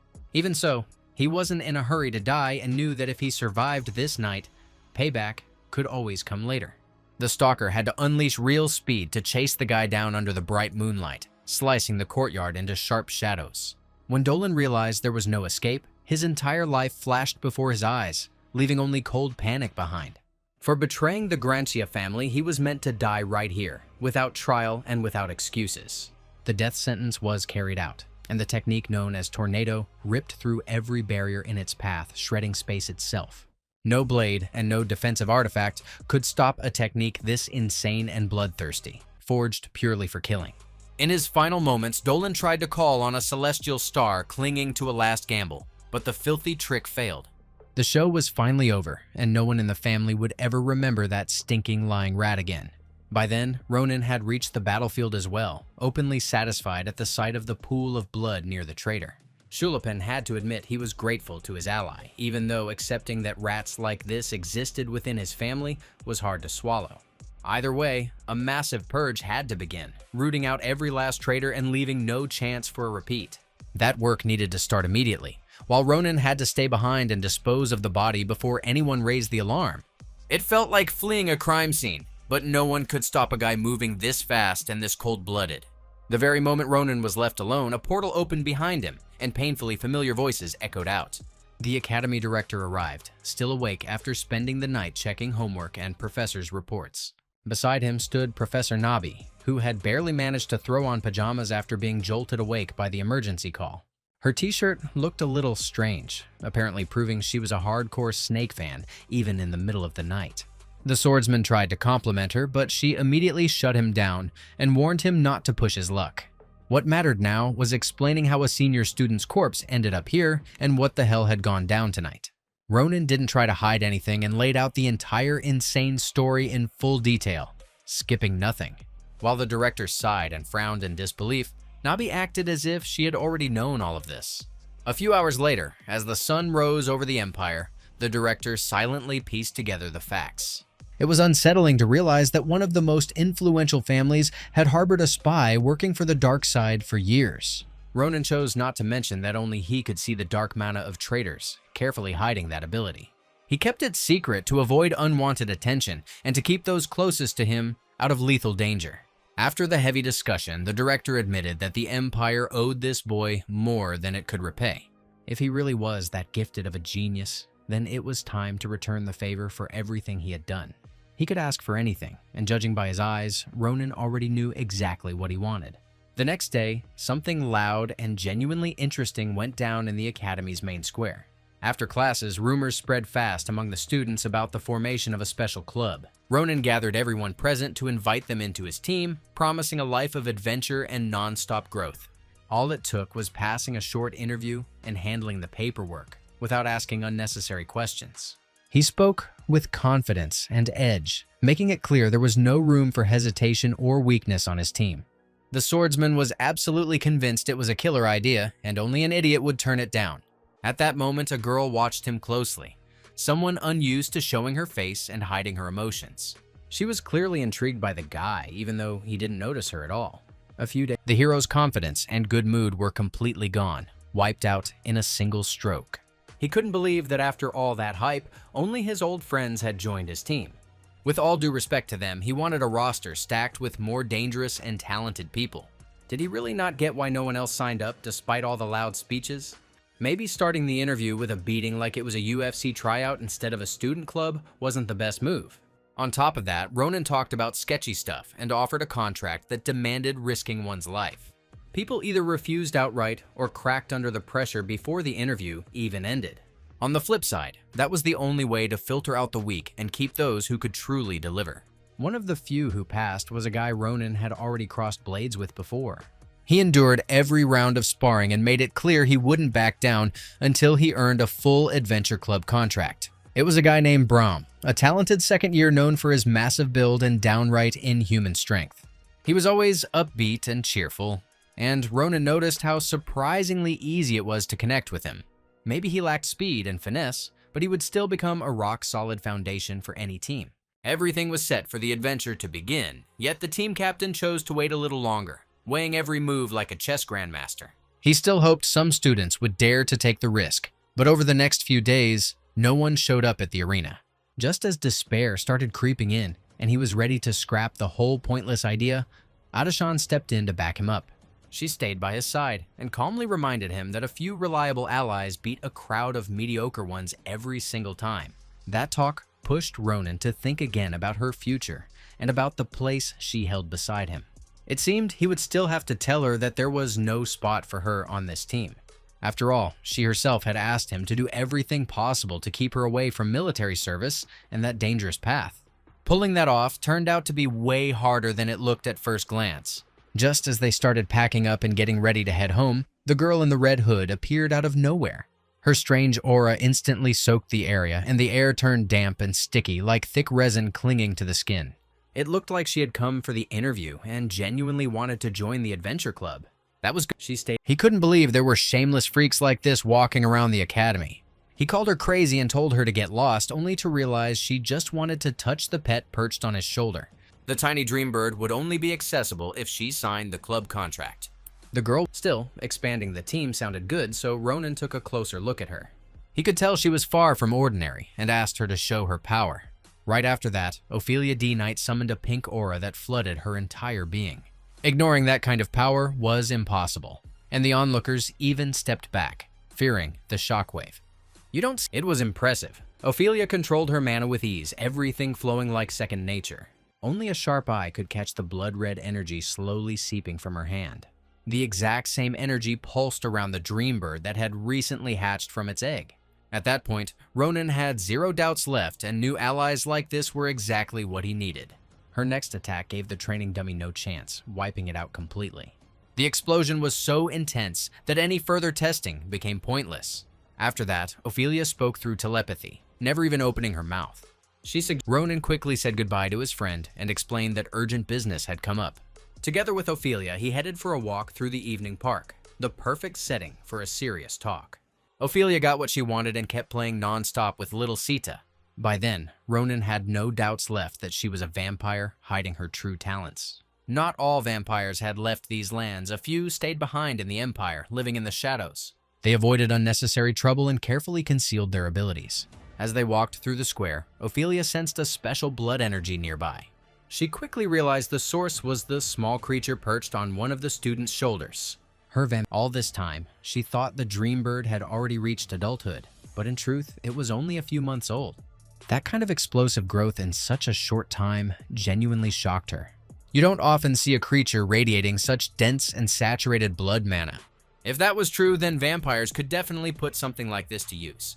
Ophelia dared to ask for a favor, promising she would fulfill any request Ronan made in return. She started talking about strange research that the swordsman didn't fully understand yet. How it all ended remained unclear, because the very next day the captain gathered the entire new team near their headquarters. The director personally handed the building over to the student club, asking only that they keep the wild parties to a minimum. Every member of the team was fired up for adventure and new trials. They all received new gear and were itching to jump into battle. But before chasing adventure, there was one important conversation that had to happen first. Ronan didn't gather a student club for clout or titles. He needed a squad moving in the same direction, no questions asked. He pushed the idea of leveling their talents fast, focusing on real combat and hands-on experience instead of pretty theory. Of course, he kept quiet about the fact that all this prep was meant for a coming great war. To kick off their road to progress, he suggested heading to the mountain range known as the Vadian Mountains. Everyone perked up instantly, like being offered a chance to buy Bitcoin back in 2008. First though, every student's personal issues had to be sorted out, so the mission could start with a clear mind. Ronan called his friends to grab their weapons and face him on the local training arena. At first, they simply followed along, trying to figure out where this whole talk was even going. It turned out the captain was offering them an early completion of training and the right to leave the academy for long periods. For Braum, that wasn't a problem at all. He had already cleared every basic course without exception. Now the rest of the team had to catch up, and that meant training until they hit their limits. They gathered in the club hall on the second floor, ready for another friendly but brutally honest fight. Ronan promised everything would stay under control and that it was still just training. But if anyone got too careless, blood would spill anyway. Mistakes weren't forgiven here. Maria and Aesel had no intention of backing down, so they tapped into their mana right away, showing how much they'd grown. Maria chose not to stall and decided to show her real strength immediately. Her very first strike was insanely powerful, yet still not enough to break through his defense. Then Aesel stepped in, a seasoned fighter who had pushed his telekinesis to a new level thanks to academy training. He felt energy flows far better now and knew how to pace his strength throughout the fight. Before he was just support, but now he was ready to fight on equal footing. The swordsman had to get serious, deflecting a storm of stone projectiles flying at him. The moment he eased up even slightly, he noticed Maria already coming in with another strike.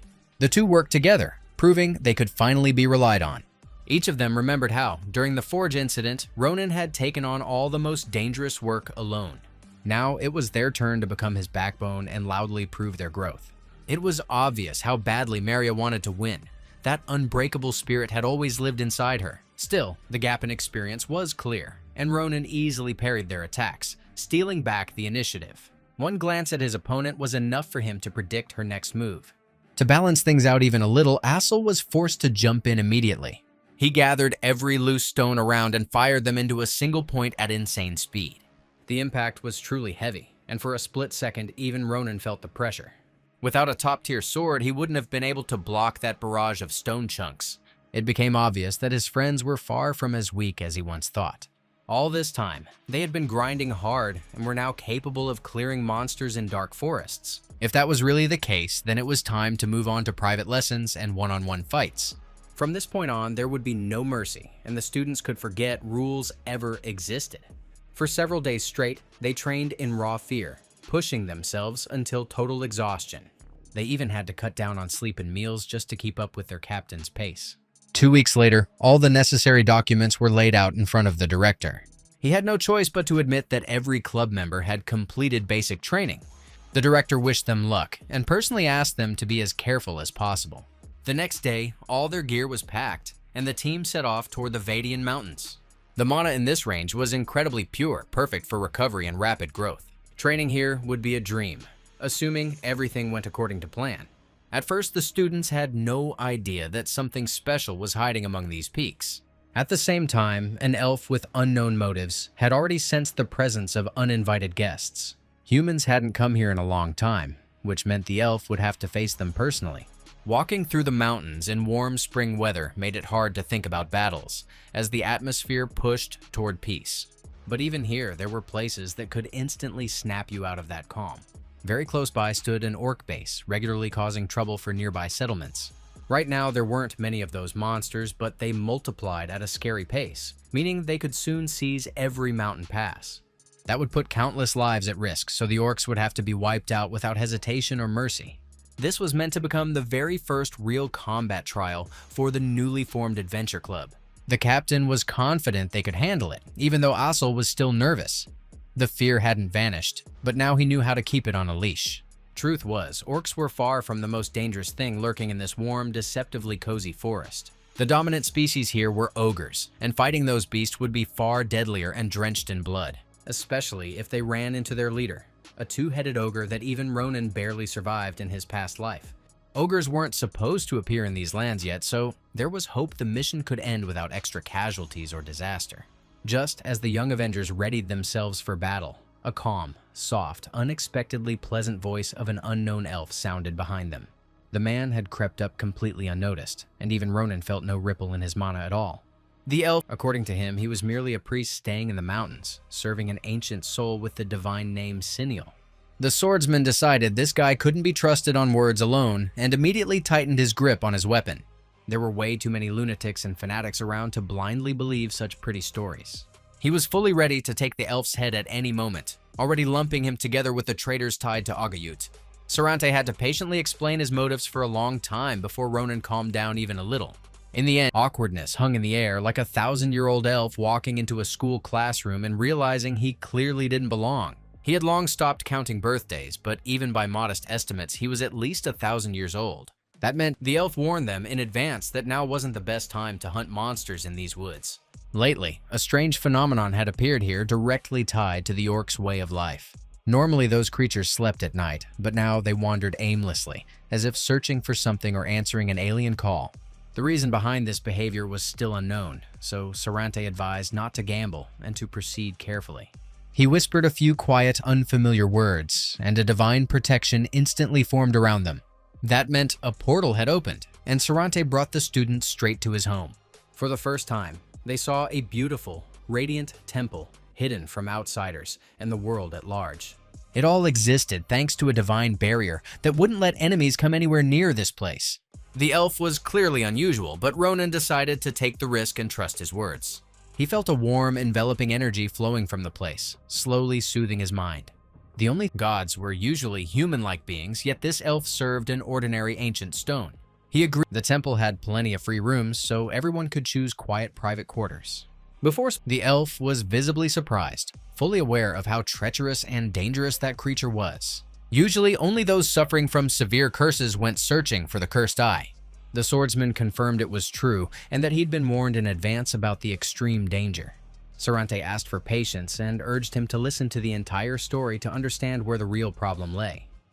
By then, for the first time in his life, Ronan felt as if someone unseen was guiding his steps, like a puppeteer pulling the right strings. He instinctively grabbed his sword, but sensed that weapons weren't welcome here, and realized the elf could be trusted.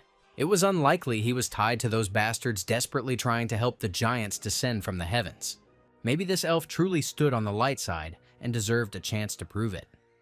Finishing the tea, the elf suggested his guest relax and let go of troubling thoughts. A divine aroma spread instantly through the area, wiping away the last traces of doubt. It felt like the tea itself was made of pure mana streams, capable of restoring even a dying warrior. Serante noticed how much the guy liked the aroma and studied him closely, locking eyes as if reading something far deeper than words. The drink was meant to gently refresh the mind and flood the body with fresh energy, though its effect never hit instantly.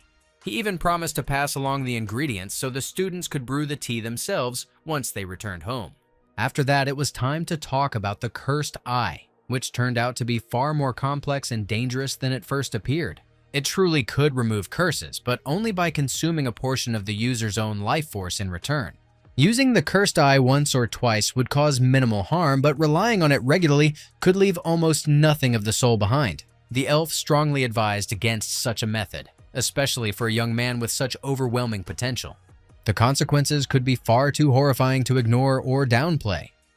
Now, his body. Only after strengthening himself would he be able to face his inner fears and the demons of his past head on. Once the decision not to gamble with his life was made, his attention shifted back to the master of this hidden palace. They had never crossed paths in his previous life, yet Serante felt strangely familiar. The swordsman decided to use an old trick and casually dropped a few words tied to Agayut during the conversation, carefully watching the elf's reaction. The tension was instant. The elf stiffened as if he just heard a secret he was never meant to know. It was clear he hated hearing about fanatics chasing a star because he understood exactly what it meant. Serante chose not to burden the young students further and gently sent them to rest, suggesting they continue later. Deep in the night, he woke and walked to the divine stone, choosing to reflect alone on the possible threat. If giants truly descended from the heavens, countless people would die within the first hours of invasion. Serante couldn't allow himself to once again stand by and merely watch such a catastrophe unfold. He waited for an answer from the divine stone as painfully long as people wait for customer support after losing an account. Soon, soft footsteps echoed through the corridor, and the same exceptional student from Filian Academy appeared nearby. He couldn't sleep either, and had come seeking the truth about the divine stone sustaining the hidden temple. Serante explained that once every 1,000 years, the Elven Church transported 1,000 stones to sacred land. The strongest typhoons constantly raged there, and most stones failed to last even 200 years. Over time, they crumbled completely, yet some endured for over 1,000 years, defying time itself. Within those stones rested noble souls, and they became the divine statues of Siniel. For many years, Serante had lived alone, or perhaps simply grown used to solitude. There were once many priests here, but the service was far harsher than it seemed, demanding an entire lifetime devoted to a god who might never answer. His faith had been shaken more than once, and there were moments when he wanted to abandon everything and walk free. Each time, an unclear inner call stopped him, and so he remained. Serante believed that the will sealed within the stone would one day become a catalyst capable of saving the entire world. To him, it felt like a destiny impossible to pass on or share with anyone else. The elf was absolutely certain that the time would soon come when the divine stone fully revealed its potential. The next day, the students left their troubling talks behind and began serious preparations for the battles ahead. The unique tea quickly boosted their energy levels and accelerated progress without unnecessary strain. Each of them sharpened their senses and gathered additional healing herbs with Serante's help. The elf showed genuine kindness and didn't hide his concern for people he had only just met. He was a strange elf, yet it was impossible not to feel a warm attachment toward him. Just like that, 2 more peaceful days passed among the cool, beautiful mountains. But as often happens, tragedy was already waiting around the next bend, ready to shatter every plan. The students couldn't even imagine what awaited them in the coming days. What they were about to face would bring unbearable pain and leave scars on their hearts forever. For now, they packed their gear and prepared to strike the orc village.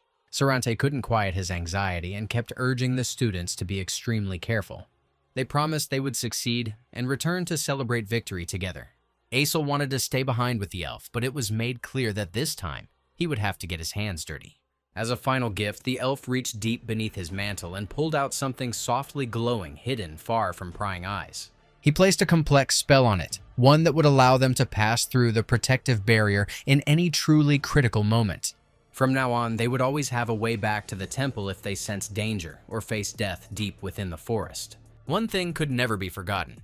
At night, this beautiful forest turns into a true predator that never releases its prey. A single wrong move here could cost a life, so one must always watch their back and keep a hand on their weapon. Serante proved painfully right, because that very night, a strange and extremely dangerous entity roamed the woods. Her pointed ears made it obvious she was an elf as well, but her intentions were anything but kind.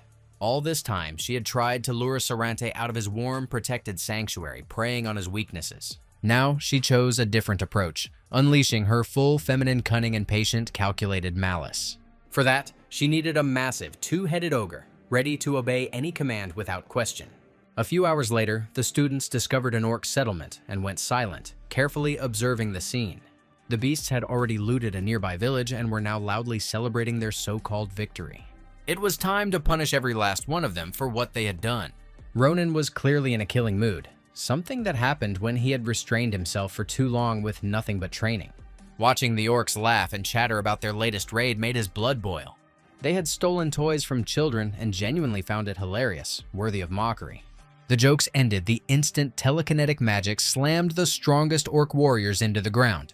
From that moment on, it was real combat, with no room for mistakes and no chance to rewind. This fight could no longer be compared to training at Filian Academy. There was no teacher here to step in if things went sideways. Every mistake could mean death, so absolute focus was required even when everything felt under control. So far, the team had no trouble executing their task with confidence. Training under Ronan had pushed each of them to a new level, and now they could hold their own without guidance. All the orcs rushed toward the screams, preparing for a desperate defense of their lair. They had the numbers, but mana control and sharpened skills kept the humans firmly in control. Even Ossel moved with precision and calm, methodically erasing the starving monsters.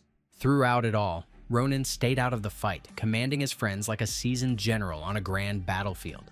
When boredom set in and too many enemies gathered, the swordsman delivered his favorite kind of order. The command was clear. Wipe them all out and send them straight to hell fast and clean. Aesel obeyed instantly, even squeezing his eyes shut from the sheer strain. Massive stone slabs fell from the sky, crushing the reeking monsters into the earth. Orcs screamed and begged, but the students showed no mercy, like people finding out the new iPhone overheats again. Minutes later, the smoke cleared, and it was obvious the first mission was complete. Thick grass was soaked red with corpses, and the smell of burning lingered in the air. Aesel, the others meanwhile, looked almost joyful, like bloodthirsty piranhas finally fed real meat. At that moment, the Dreambird drew its master's attention to something truly important. In the distance, near a twisted tree, lay a wounded girl, clearly taken hostage. Orcs usually devoured all beautiful women immediately, but this one had been saved for later. Her pointed ears made it clear she was an elf and needed urgent help. She had lost too much blood, her skin pale and her breathing shallow. Using the Dreambird's restorative magic, they managed to stabilize her condition temporarily. The elf opened her eyes and saw young yet fearless warriors who had saved her life. But internal injuries flared up and she began choking on her own blood. Even Sita's healing wasn't enough, meaning outside help was urgently needed. The elf sensed familiar mana and immediately realized these youths came from the Divine Temple. She grabbed Ronan by the shoulder, desperately begging him to take her to the forest's chief elf at once. She repeated that unknown people were already close, and if they were late, true apocalypse would begin. Her words became harder to understand as consciousness faded, pulling her into deep sleep. Ronan didn't hesitate, hoisted her onto his shoulders, and rushed straight back toward the Divine Temple. Thanks to his ability to pass through the protective barrier, he managed to call Serrante for help in time without losing a single second. The girl was still breathing, and it was clear she could be saved if they acted fast and without hesitation. In a few compressed words, he explained what had happened, and the shocked elf visibly paled, trembling as panic surged. Of course, he immediately recognized the girl as Brigia, and promised without hesitation to do everything possible to save her. His eyes twitched strangely for a brief moment, but the swordsman didn't give it any real thought. By then, the rest of the team remained near the orc settlement, finishing the cleanup. The area was fully cleared, but Aesel noticed something genuinely strange among the monsters' bodies. The symbols looked like the orcs had been tagged by some system that bans you in Roblox without explanation or warning. Meanwhile, the elf received emergency treatment, and her life was no longer in immediate danger. Serante asked the swordsman to rest for a bit, since he himself had lost too much energy during the fight. The elf also mentioned that his sister was lying in the next bed, someone who had once been part of the Divine Temple. Her faith had always been sincere, and Brigia never hesitated to give everything she had for the Divine Stone. Still, Ronan couldn't shake the words she had spoken right before losing consciousness. The elf woman had looked deeply shaken, repeating again and again that danger was approaching at terrifying speed. It seemed the life of the chief elf himself was also under threat, and now he had to be especially careful. He took Ronan by the hand and led him to the Divine Stone to speak without unnecessary witnesses. To be honest, Serante didn't fully understand who the giants were, but over his long life he had gathered fragments of knowledge. The only thing he knew for certain was that the giants were being summoned by people who had committed countless crimes. For all these years, they hid their identities and operated across the empire without drawing attention. They called themselves the Church of Clavier Nebula and had no problem using dark methods and filthy crimes. For the last 100 years, they barely showed themselves, and many believed the threat had vanished. But it seemed this was only the calm before the storm, and now the most dangerous phase was about to begin. The swordsmen suggested returning together to the academy to warn the world, but Serrante could not leave the divine temple. If he left, the nearby villages would be left defenseless, meaning the young students would have to shoulder the responsibility. He hoped they would find the strength to help stop the coming catastrophe. Ronan promised to do everything possible to get the Empire's strongest figures involved. Until then, he asked Serante to stay hidden at all times and never step beyond the protective barrier. Serante couldn't let his guest go without one more gift as thanks for saving the elf woman. He slowly took Ronan's hand and placed a special ring in his palm, far more complex than it first appeared. If Ronan ever traveled to the magical Tower of Dawn, this ring would prove invaluable. Showing the artifact to the local librarian would be enough to obtain a recipe to counter any curse. After that, the elf smiled sincerely, saying that meeting the students had been the best thing to happen to him in many years. He wished them luck and asked them not to risk their lives unnecessarily. When the barrier closed behind them, the world seemed to dim and grow colder. After that, the cheerful elf stopped smiling and immediately turned to speak with his older sister. He had known from the start that she was fine and had only been playing the role of a worried brother. In truth, standing before him was an assassin sent by the church to eliminate the temple's guardian. Once, he and Brigida had been very close, but too many years and too much blood had passed since then. He had deliberately given her a parasitic agent to buy time and properly say goodbye to Ronan. Now that the boy was safe, he could finally focus on this treacherous woman. All this time, she had tried to draw his attention through monsters and provocations. Serante never fell for these tricks and remained under the temple's protection. In the end, he forced the elf woman to change tactics and show real adaptability. Seeing the young and talented students, she immediately understood how to infiltrate the divine temple.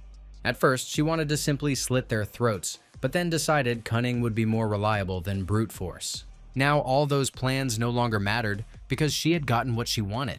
All that remained was to kill the chief elf and fulfill the criminal church's order. Meanwhile, Ronan and his friends were deep in the forest, completely unaware.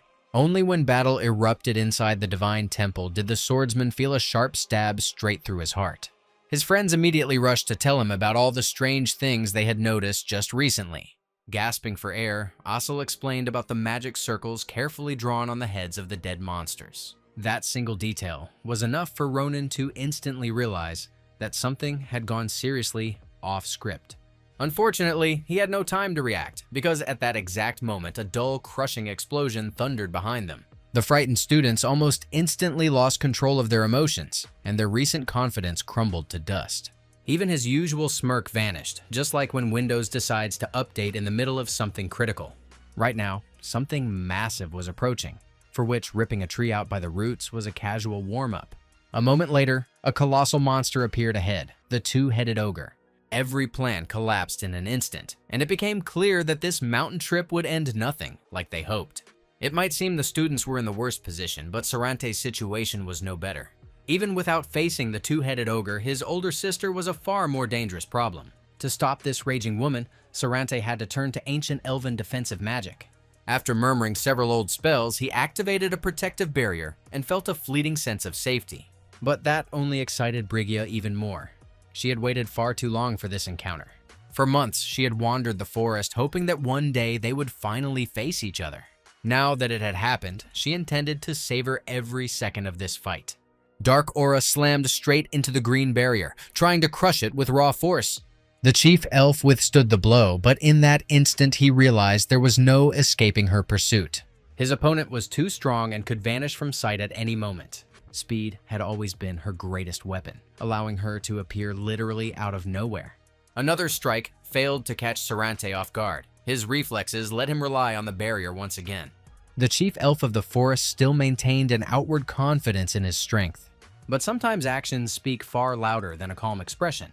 It was obvious that the elf woman was gradually seizing the initiative with her dirty, ruthless tactics.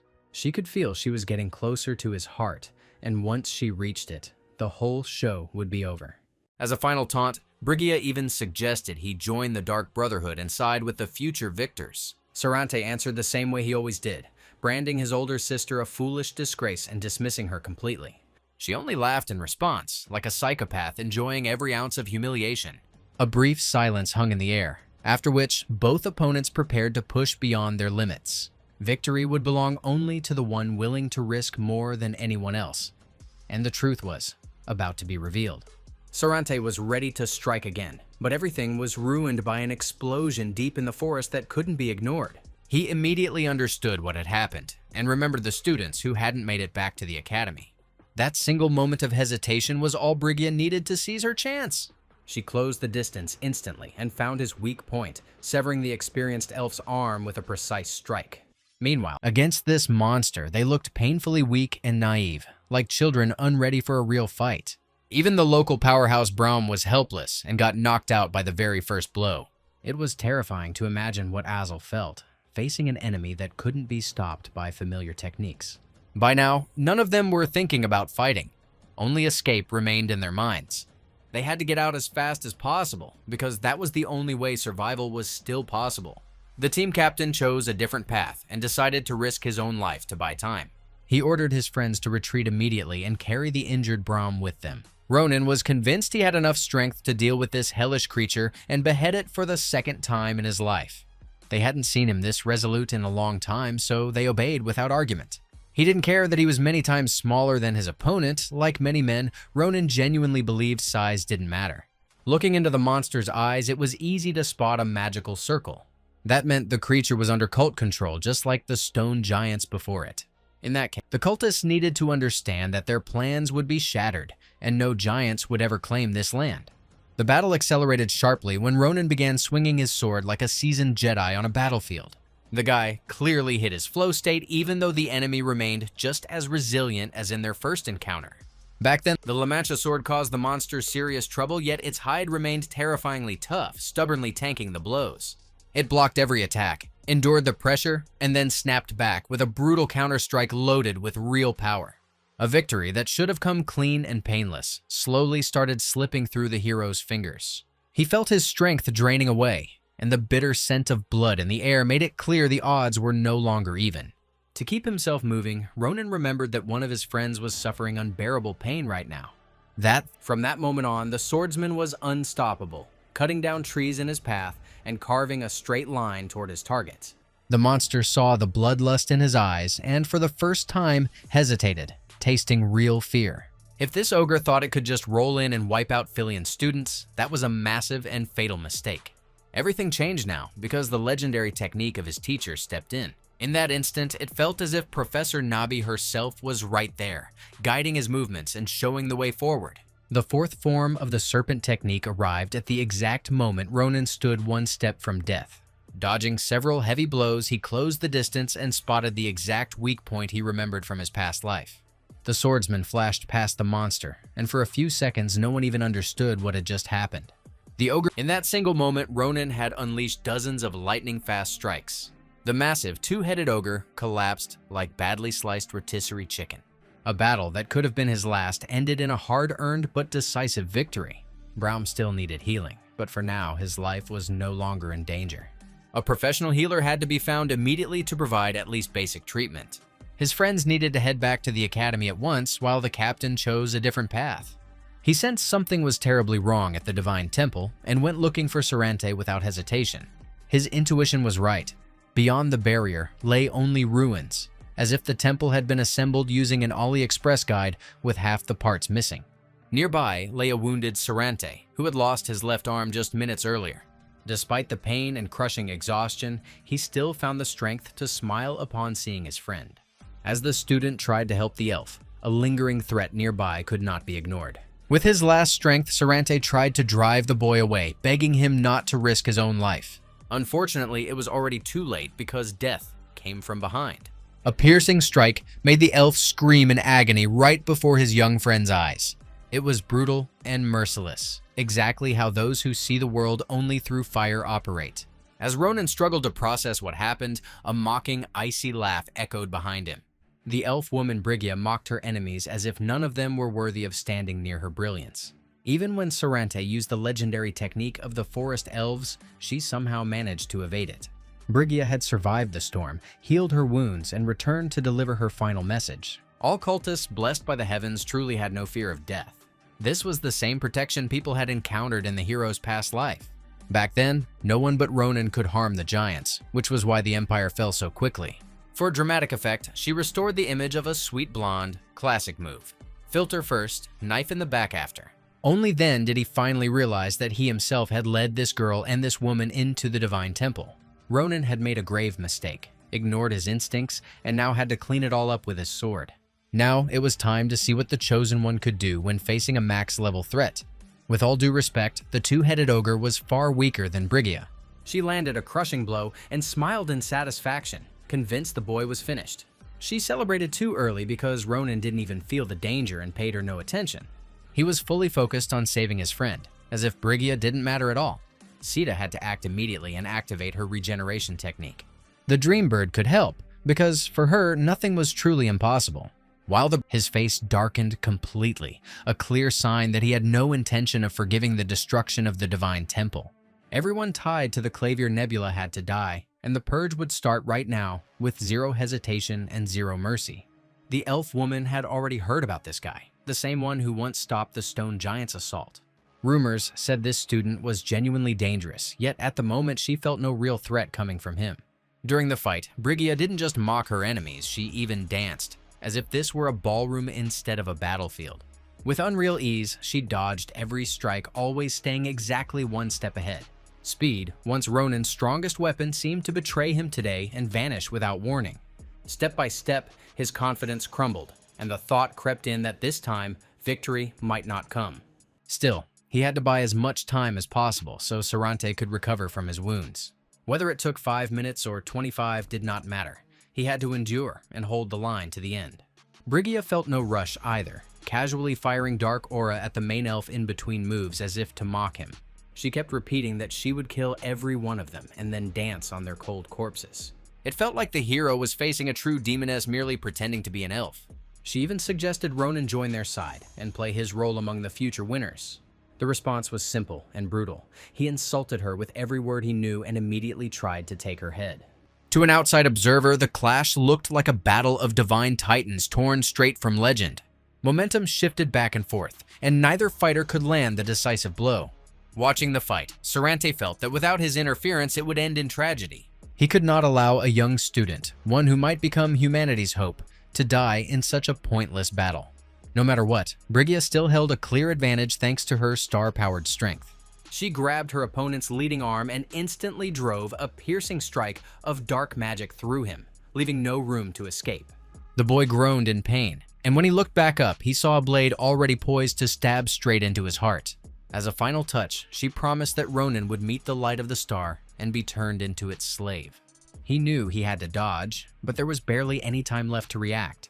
And just as death knocked on his door, divine intervention ripped him out of hell.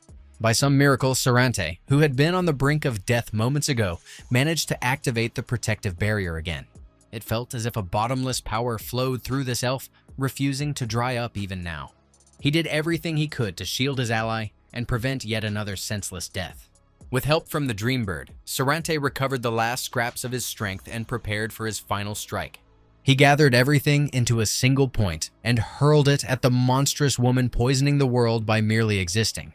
Even Brigia paused for a split second, realizing this elf was still fighting despite so many wounds. Today, he burned his final drop of energy and silently said goodbye to his older sister as if seeing her for the last time. A horrific scream echoed through the forest, and even deaf creatures felt the dread of that moment. The explosion was so blinding that many mistook it for a sudden sunrise.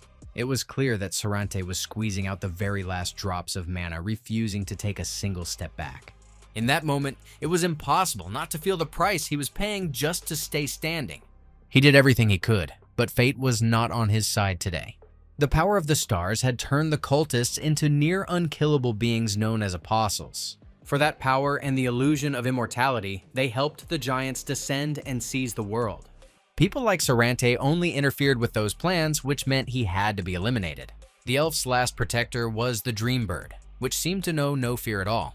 After pouring everything into one final push, Serante could no longer resist. He realized the only thing he could still do was influence the fate of the young man with a great future. Using telekinesis, he forced Ronan to run immediately, while Brigia was distracted for even a single moment. Then the monstrous woman swung again, and the elf closed his eyes, bracing for his final second. He exhaled. Two swords collided, which meant Ronan had not run after all.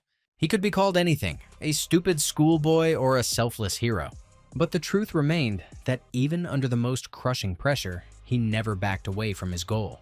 And if reaching it meant dying in battle against the true Queen of Death, he was ready to accept that fate. To brace for the next strike, he called down a rain of lightning, drowning the battlefield in crackling savage energy. By then, the elf woman was clearly losing patience, completely fed up with this drawn-out mess. She decided it was time to end things and swung with full intent to split Serrante clean in two. Ronan reacted instantly, every sense sharpening to the absolute limit as he burst forward so fast the world blurred around him. He lunged, gripped his blade, closed the gap, and delivered a precise, perfectly calculated strike. The arm meant to kill the main elf flew away, severed beyond any hope of recovery. The woman who believed herself immortal and untouchable suddenly plunged into an ocean of fear and doubt. Ronan had preserved his greatest ability, the same one that let him survive and win in his past life.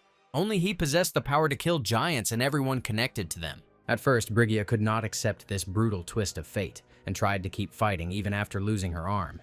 But like a cold-blooded surgeon, Ronan finished her instantly, cutting her apart with zero chance of survival. Blood sprayed in every direction as her eyes darted wildly, struggling to grasp what had just happened. The last thing Brigia saw was the Chosen One, the man destined to stop the Clavier Nebula. He simply turned his head slowly and watched with icy calm as her body fell apart. As her consciousness faded, Brigia finally let go of all resistance. She had waited so long for release from suffering that death itself had often seemed like an escape. Her final gaze landed on Serrante, who looked at her end without a trace of emotion. Had she not relaxed in the final moment, things might have ended differently. Now, Ronan had no doubts left. He knew exactly how giants could be defeated. The only problem was that this special power belonged to him alone. Everything had to be done to prevent another war, because one man could never withstand an entire army. Barely recovering from the fight, the swordsman rushed straight to his friend. By then, Serante was bleeding out, feeling his final minutes slipping away fast. His only wish was to reach the divine stone and offer one last prayer. Ronan honored that request, and the elf felt his faith forged over centuries, standing stronger than ever. He had lived a life without regret, always following his principles and fighting for what he believed in. Watching him fade was painful, but some things simply cannot be stopped. It was only a matter of time. Serante had lived a long, full life, spanning nearly 1,000 years. He had no regrets, only the desire to wish the young swordsman good luck. Ahead lay a brutal path filled with pain, endurance, and countless deaths. Even so, Serante believed Ronan would find the strength to keep fighting for the Empire. He had to finish what he started, and the elf promised he would always be nearby. At that moment, the divine stone glowed with soft green magic and began to absorb the dying soul. The stone he had worshipped his entire life seemed to respond, welcoming one of its sons into eternal rest. A faint smile appeared on the elf's face, and in that instant he was truly happy. He thanked Ronan for everything and promised that one day he would return. That moment burned itself permanently into the hero's memory. Even in the darkest times, he would remember that somewhere nearby, a higher presence was watching over him. Then sunlight broke through the clouds, and a clear, peaceful day settled over the land. After saying goodbye to the main elf of the mountains, the students left the ridge and returned to the academy. They were never the same again, even though they tried to pretend their first adventure ended well. Their first stop was the director's office, where they reported every step in detail. The director had never read anything like it, and even joked that the captain should be writing scripts for Apple TV series. Ronan had to promise that nothing like this would happen again, and that he would be more careful. The director understood that after losing a friend, this student had grown up faster than most people do after their first loan. From that moment on, he began watching Ronan closely, noting every glance and every movement. Ronan himself stayed composed, but inside, something felt like it was dragging him downward. What happened in the mountains made the entire team noticeably tougher and stronger. They went through the kind of experience that turns ordinary students into real heroes. A little later, after finishing the conversation with the academy director, the captain headed to the adventure club building. He planned to get back to fencing and calmly polish his technique, realigning every movement after the long road behind him. Out of nowhere, Schulipin showed up in the main hall, as usual uninvited and completely unexpected. He looked dead serious and skipped all warm-ups, making it clear he came to talk about Clavier Nebula. These criminals are clearly becoming the Empire's main problem. They create too many problems, and their activities can no longer be ignored. By now, the Grancia family had already dealt with most of the rats inside their own nest. Many traitors had been exposed, though some were still hiding their real intentions with disturbing skill. Several detainees no longer reacted even to the harshest and most inventive interrogations. It felt as if a special spell had been placed on them, blocking any extra words from ever leaving their mouths. To identify the remaining spies, unconventional and risky testing methods would be required. One option was Ronan personally examining every suspect and sensing their dangerous aura. Stalker was counting on continued cooperation, since the threat concerned everyone without exception. But first, he suggested focusing on an intermediate test that was about to begin at Filion Academy. With all the traveling and chaos, the main hero had nearly forgotten that a new training stage started in just 2 days. Today marked the evaluation test on an uninhabited island owned by the Academy. Instructor Nabi herself would oversee the trial, aiming to identify the strongest students. The students had plenty of time to prepare and finish basic courses, and now the easy days were officially over. A harsh reality was about to begin, where everyone had to fight as if it were their final battle. The instructor would have gladly run the test under real war conditions, but Academy rules shut that idea down. Instead, the students would be scattered across the island with complete freedom of action. The most frightened ones could relax a little. It was not as lethal as it sounded. In a real life-threatening situation, a magic bracelet would instantly teleport a student back to the Academy. On top of that, anyone could activate the bracelet manually and end the test at any moment. In short, they could go all out and fight at full throttle without actually risking death. Everyone was expected to show their absolute limit and be ready to eliminate any enemy in their path. Adashan, who had been working as an assistant all this time, would also take part in the trial. She had trained long and hard to prove her growth, and finally earned her chance. Whispers and speculation immediately spread behind her back about how this would end. Many doubted she would survive, since real combat was a completely different tier. These conditions could not be compared to the safe and sterile training halls of the Academy. Hearing such talk about a bright-hearted girl was unpleasant, but there was some truth to it. To be honest, Adashan was not yet ready to face the Academy's seasoned wolves, let alone real monsters. Even so, Ronan chose not to interfere or talk her out of participating. She needed to dive into the raw spirit of battle to truly understand what she was capable of. The test began, scattering everyone randomly across the island. Some got strategy, others got a fast lesson in humility.